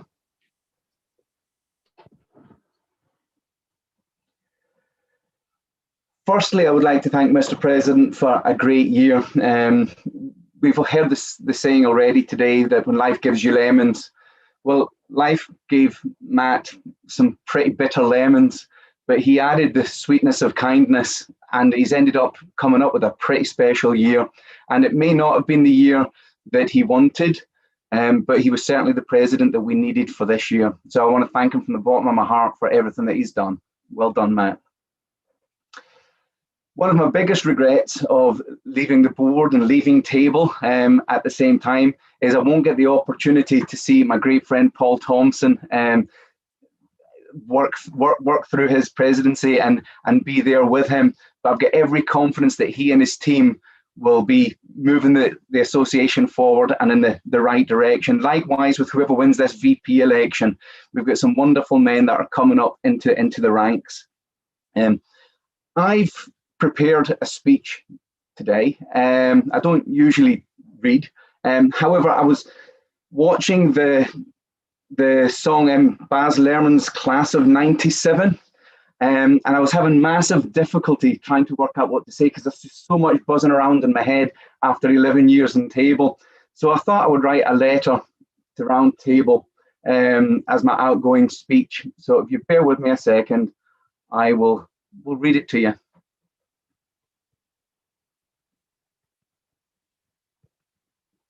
Always keep the faith. If I could offer you only one word of advice, it's to keep the faith. Roundtable is still the best medium for young men to make friends and impact the world we live in. Science has proven the long-term health benefits of friendship. The rest of my advice has no basis more reliable than my own meandering experience. Always try to find a way to make friendship win. Principles and opinions are important, but neither will take you out for a beer when you lose your job or if you break up with your girlfriend. Roundtable gives us an opportunity to develop the acquaintance of young men. Developing involves time and effort, but friendship is always worth the time and it's always worth the effort.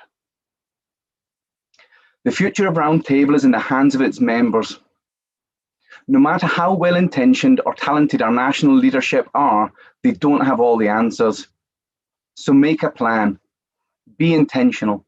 Sit down with your friends and work out what you would like to achieve in your club, your area, or the national movement.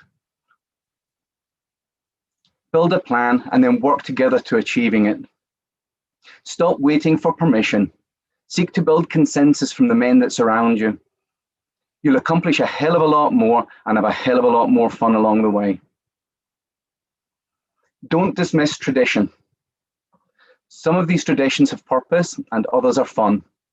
If they're neither purposeful or fun, drop them, because Roundtable exists for its members today and its members in the future. Listen to your 41ers. Their years of service have earned them the right to be heard. Their years of experience can give context. But make your own decisions. Society moves at a heck of a pace. Yesterday's answers rarely fix today's problems, but always be courteous. Our heritage is amazing, but it should never be an anchor that restrains us. It should be a platform that propels us forward. Don't be shy. Shy lads getting out. Roundtable has so much goodwill in our communities that we all too often forget that the people we work hard to bless would also like to bless us. So ask for freebies, ask for help, ask good men to come to your next Roundtable event. Don't seek office for the sake of title. Seek action to do all you can for the good of the cause. Sometimes this will involve seeking office, and when it does, compete with integrity and belief in your ideas. The people always get the leadership they deserve. Don't allow your disappointment to shake your faith, and don't allow your success to fool you into thinking you're infallible. We're men doing our very best for something we love, and that in itself is its own reward. You don't have all the time in the world, so stop deferring your dreams. If it's in your heart to do something, start to do it now. Every goal attained leads to new opportunities, so stop making excuses and start. Don't be a dick. Banter is only funny when everybody's laughing. My biggest regrets are when I get this wrong. So forgive yourself when you mess up. Forgive your mates when they mess up. Look after your table friends and check in with each other. Ask the difficult questions and let your friends help you. We call this fellowship, sometimes brotherhood, but simply put, Roundtable is built on love. Love for our communities, love for our movement, and love for our friends. What we do is so important. Never be embarrassed about it. Tell your friends and keep the faith. I love you all very much.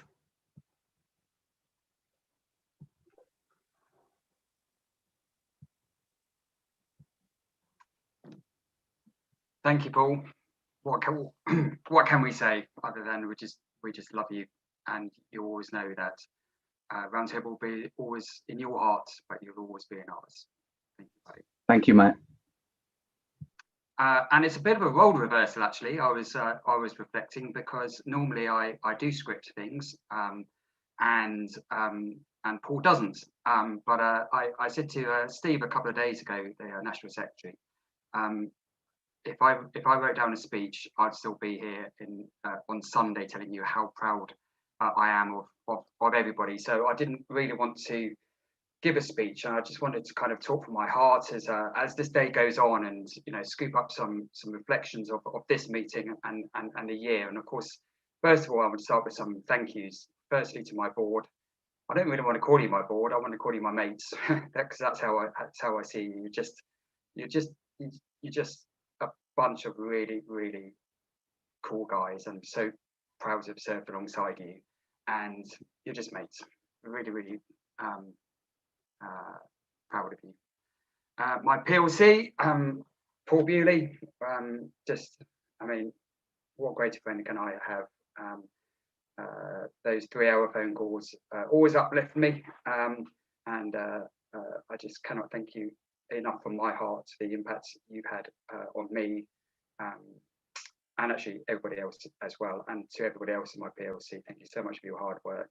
Unusually for PLC, there's still a lot of hard work to do, because we're delighted to give you a party sometime in October. The date escapes me, but it doesn't matter because we're sold out, so we don't need to tell anything. To the VP candidates, Mike and Matt, I alluded to it earlier, but the association salutes you both. You've both been gentlemen in how you've conducted yourselves. It's just a shame one of you has to win. The weirdest thing to say ever, but it is true. And of course, to my darling wife Claire, unusually having, she was looking forward to getting rid of me for a year, and I'd like to thank her for putting up with me knocking around the house and under lockdown, where all her hopes were dashed, not for the year that I haven't had, but because she was stuck with me indoors for the whole year. And if anybody can put up with that and deserves a medal, it's my wife. And I just want to talk about the year, and maybe start with what could be called my year. And we started off with inspiring social networks. We very much wanted to showcase all the kindness that we were seeing. We came up with Built by Kindness, and the reaction from tables and tablers up and down the country was just blowing me away. And I said to a couple of ex-national presidents last night, I wouldn't swap my year for theirs, no chance, because of the feeling that we have in our hearts, and the way that you stepped up. I greatly enjoyed doing the car park cookouts, and it's a shame that we couldn't, under legislation, continue those. The Walk with Will was a showcase of our kindness to each other, and how we stand alongside each other, man to man, tabler to tabler, when the tabler needs us most. 28 Days of Kindness was something that I just sat there day in, day out, just looking at with the hashtag 28 Days of Kindness, and how you reacted to that. I'm a big passionate advocate of the Pay It Forward movement, and I'm so pleased that we managed to get that into Roundtable, and that tablers really recognise it and have responded to it. And of course, joining my fellow past national president Vicky Holland as a world record holder of something that we've done in our office, but to actually take that message of testicular cancer and the dangers for young men in a fun and irreverent format has been great. Now, it could be said a part of my soul is crushed by not seeing you. The perfect storm over this table year. And I hope above all hope it doesn't go into Paul's year, because friends want the best for friends, and I want the best for him, and I don't want him running council meetings over Zoom. I want him in Marchese House with beers, with banter, and at round tables back in our pubs, and not just in our hearts. But I want to talk about your year, because I've said this time and time again to the point of boring people. A crisis reveals truth. And the truth of Round Table is that when our crisis came, we responded by summer sleighs, by care packs, by drive-in cinemas, by adapting our community offering. And we never let our neighbours down. We never let our communities down. We never let each other down. We stepped up for each other. We stepped up for our communities. And one thing that I've noticed going through a lot of AGMs, a lot of people said, we haven't done much, but you have.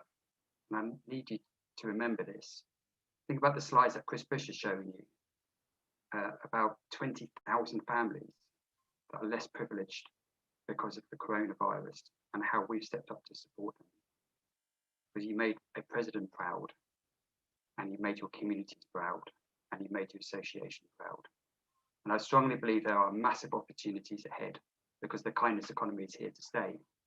And I said at my area AGM last last week. It may not surprise you that I visited a pub when it first opened. And the pub I chose was one that did care packs for their care homes. They on a Sunday actually did roast dinners for those elderly and self-isolating. I didn't see anybody week in, week out. And they did that for free when they weren't earning money. And do you know what really kind of blew me away?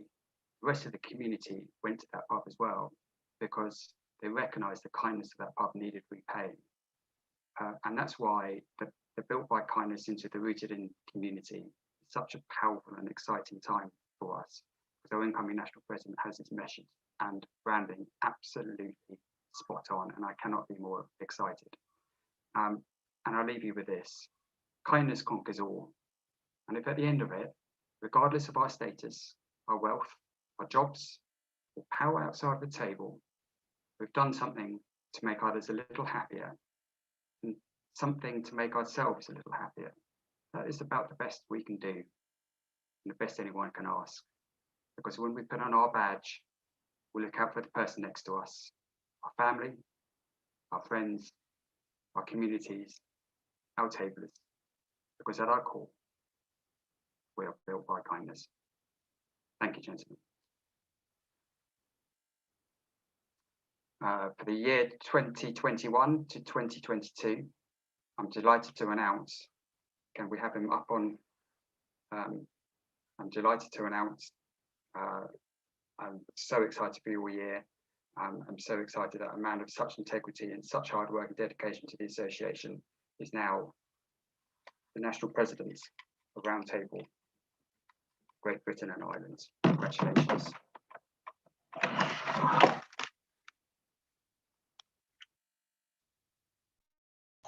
Thank you very much, Matt. I really appreciate those kind words that you said about this year. Firstly, I want to start off, Matt, by thanking you for your service to our movement during the last 12 and very difficult months. Granted, it's not been the most traditional of presidential years. For a start, Matt has actually been the only president in Roundtable history to ever lose weight during his year. Matt has also ensured that we've continued our focus on the Inspiring Social Network and continue to celebrate the kindness which radiates from our tablers. With every hurdle presented, Matt has conducted each response with grace and dignity, and I personally was moved, as were many, by his absolutely on-point tribute to the recent passing of our patron, His Royal Highness Prince Philip. He's provided comfort to tablers and friends as they've all dealt with their own COVID demons. He really, truly has personified the hashtag Built by Kindness, and thank you very much, Matt. I also at this point wish to pay thanks to Chris Bush for his service. As National Community Officer, Chris has helped us celebrate the amazing achievements of our movement. Who would have thought for 1 minute that whilst overwhelming parts of the country were closed, Roundtable would have generated over £1 million for good causes. I also applaud Chris on his own community work as a blood bank rider throughout Essex. At a time when the NHS needed help most, Chris has stood up and helped, and continues to do so, often at unearthly hours of the day. I wish you well, Captain Christopher Bush of Her Majesty's British Army. I now turn my attention to Paul, Father Agnew, our outgoing IPP, a legend within the Roundtable community, a mentor to many and an inspiration to the movement, but more importantly, my mate. I wish you and your ego many years of mischief in Maryport 41 Club. And whilst I absolutely speak on behalf of every tabler and indeed ex-tablers, I will say that this movement and our community has been privileged to have enjoyed your service, your sage advice, and is in a much better place thanks to your meddling, hijinks and love. There is indeed a rumour circulating that Paul is currently writing a novel about his time in Roundtable. It's aptly entitled The Axis of Awesomeness, Mission Accomplished.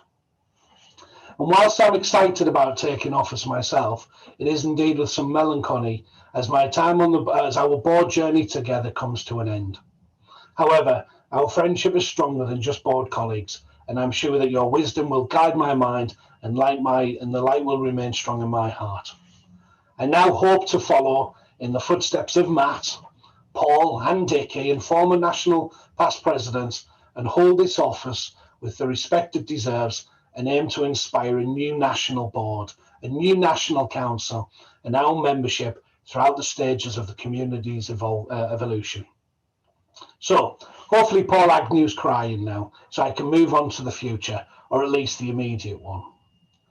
I launched this year's theme at the March Council meeting and recited a Chinese proverb. If your vision is for a year, plant wheat. And if your vision is for 10 years, plant trees. But if your vision is for a lifetime, plant people. And Rooted in Community does exactly that. It's a vision for a lifetime and is a continuance of the shared vision of all presidents throughout my time on the board. It builds upon those successes. It aims to change cultures, attitudes, and hearts by planting seeds and growing communities. Our goals this year are to celebrate the impact of Roundtable in the local community, to recognise and embrace the community of our own table, and then share and learn and influence within our wider Roundtable family. Through delivering these goals, I hope that we will attract new members, grow new tables, experience new challenges, and have a darn good time along the way. Roundtable is fun, and we're all itching to get back to our soapbox races, fireworks displays, beer festivals, and quite frankly, general naughtiness. I'd like to misquote a former national president of Rtbi, Mr. Marcus Jones, and say, community means different things to different people. However, for me, it's about belonging. As humans, as mammals, we crave to belong together and be accepted. A great description of community comes from the author and activist Jane Jacobs. She wrote a piece where she described a particular incident. She was living on the west side of New York City and was upstairs looking over the street and saw a guy pulling a 9-year-old girl angrily. So she was about to go down, check out the situation, but as she was walking down the stairs, she noticed that the butcher had come out of his butcher shop. The guide from the food stand had come out the street, and the locksmith had come out of the street. And at that point, she writes, the guy didn't realise this, but he was surrounded. There were people that were ready to act if he did anything wrong, and that's what it is to be a community. It's a bunch of people looking after each other. With a bunch of people seeing each other and taking the time to really understand and enter into a relationship with each other and then depend upon each other, will only have one end result. And this result is a sort of happy joyness. You can be happy alone, you can win a game, you can get a promotion, you can feel big about yourself. And happiness is the expansion of self, but joy is the merger of self. It's when that kind of thing happens that when you forget where you end and someone else begins, that's the point you become a community. Roundtable is a thriving community. It's a catalyst for belonging.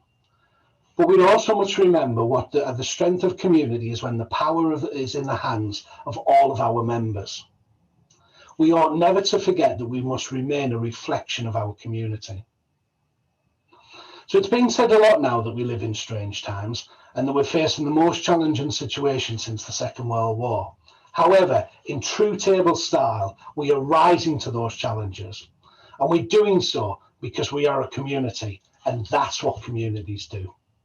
We are the butcher, we are the guy from the food stand, we are the locksmith, and nobody's going to upset that little girl on our watch. So I'll end by summarising one point that I've made all year. Great things happen when good men come together. So at that point, that's all I intend to say. I'm now going to introduce our national board for 21-22. So gentlemen, please welcome back to the board your honorary treasurer, Mr. Chris Marshall.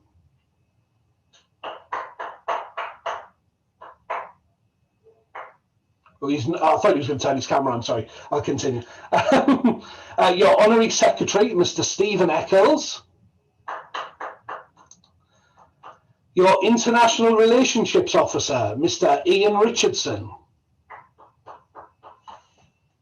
Your Membership and Extension Officer, Andrew Thorne. Your Communications Officer, Liam Borkham.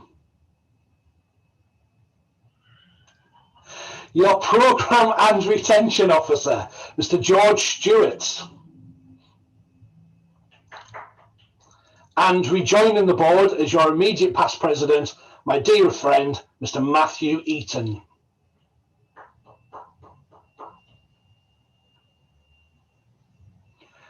So, following this year's elections, you have also chosen as your events officer, Mr. Derek Colley.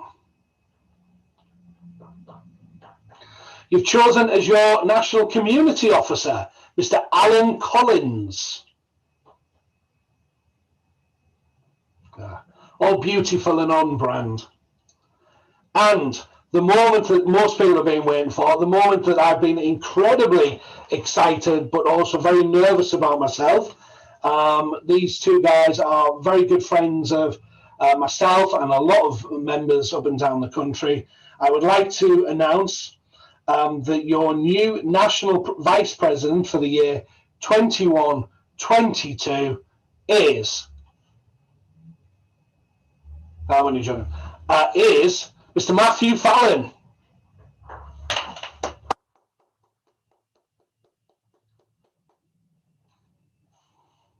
Huge commiserations to Mike Rounds. I'll share what I have to say to Mike privately and personally later on this afternoon. But in the meantime, I'd like to invite Matthew Fallon, if you'd like to say a few words. The rest of the guys, you can turn your cameras off.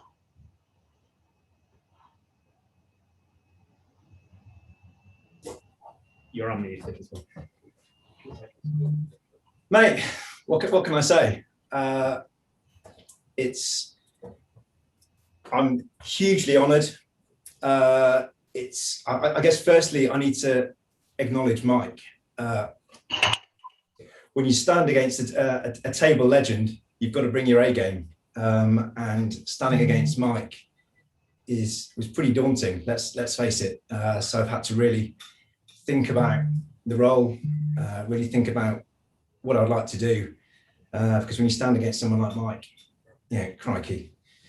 So yeah, really blown away. I also need to thank someone who has made the process easier for me to deal with, and that's Jim Conway. So Mike, you're a legend. Jim, thank you for all your help. Guys, I can't wait to get going. Simple as. Thank you. Thank you, Matt. I'm glad you can't wait to get going. We have a board meeting this Tuesday evening at 8 o'clock. Look forward to seeing you there, buddy. Okay, so we have a question. Sorry, Mr. Michael Round. Do you want to turn your camera on, Mike? Floor's yours. Thank you, Mr. President. Matt, I'd just like to extend my congratulations on being elected as our next Vice President. At one of the many Zoom meetings we've attended together over the past few weeks, you described yourself as a tableaholic. And in the years we've worked together, I have had no reason to doubt either your work rate or your commitment to our movement. I look forward to seeing what you accomplish in the role over the next 3 years. I'd like to just take this opportunity to put the first booking in your VP diary. 24th of June in Banbury, we're having an Area 50 meeting and playing Ultimate Frisbee, and you're more than welcome. For those people who sent me many messages of support, I thank you all. I urge everyone to get behind Paul and Matt as they lead our association forwards. It's time to get rooted in our community and get on with our recruitment drive. Thank you, gentlemen. Mike, you're a legend. Thanks, Mike. Beautiful words, and yeah, good luck for the future. Okay, then. So we're just left with one other item of business. Is there any other relevant business from the floor, gents? Done. We've got a hand up from Richard Hudson Smith.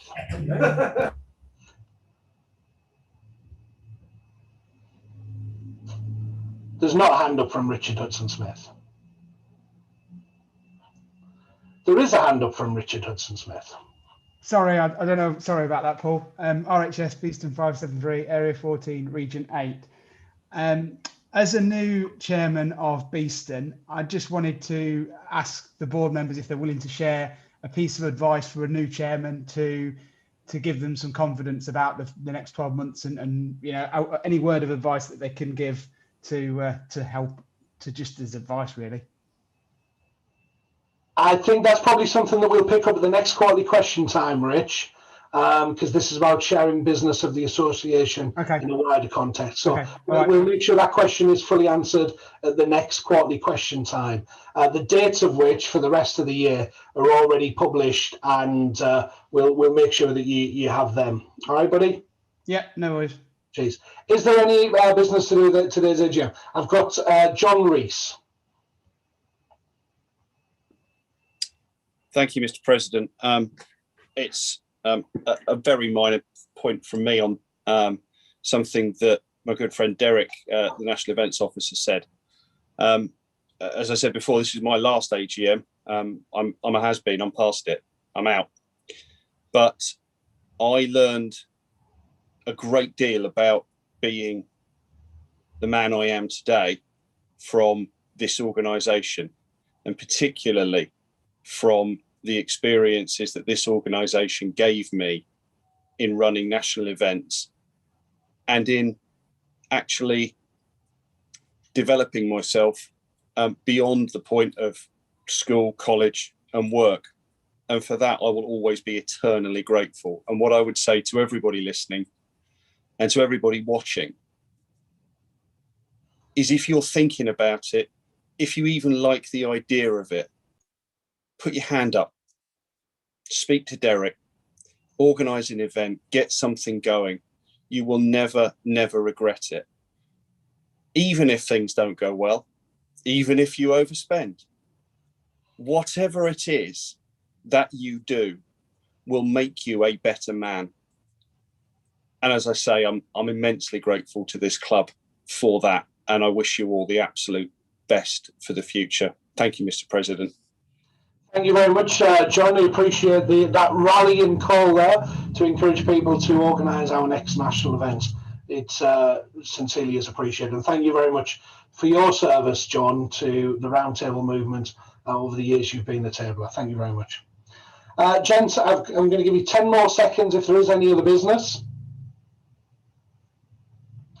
I'm not seeing any other hands go up. So as there is no other business, I would like to thank all the delegates and observers for their attendance and their contributions today. Also, thanks to the Honorary National Secretary, the National Administration Committee, tablers, and the Marchese House support staff for their hard work in arranging today's general meeting. There being no further business, gents, I declare this, the 88th Annual General Meeting of RTBI, closed at 12:30.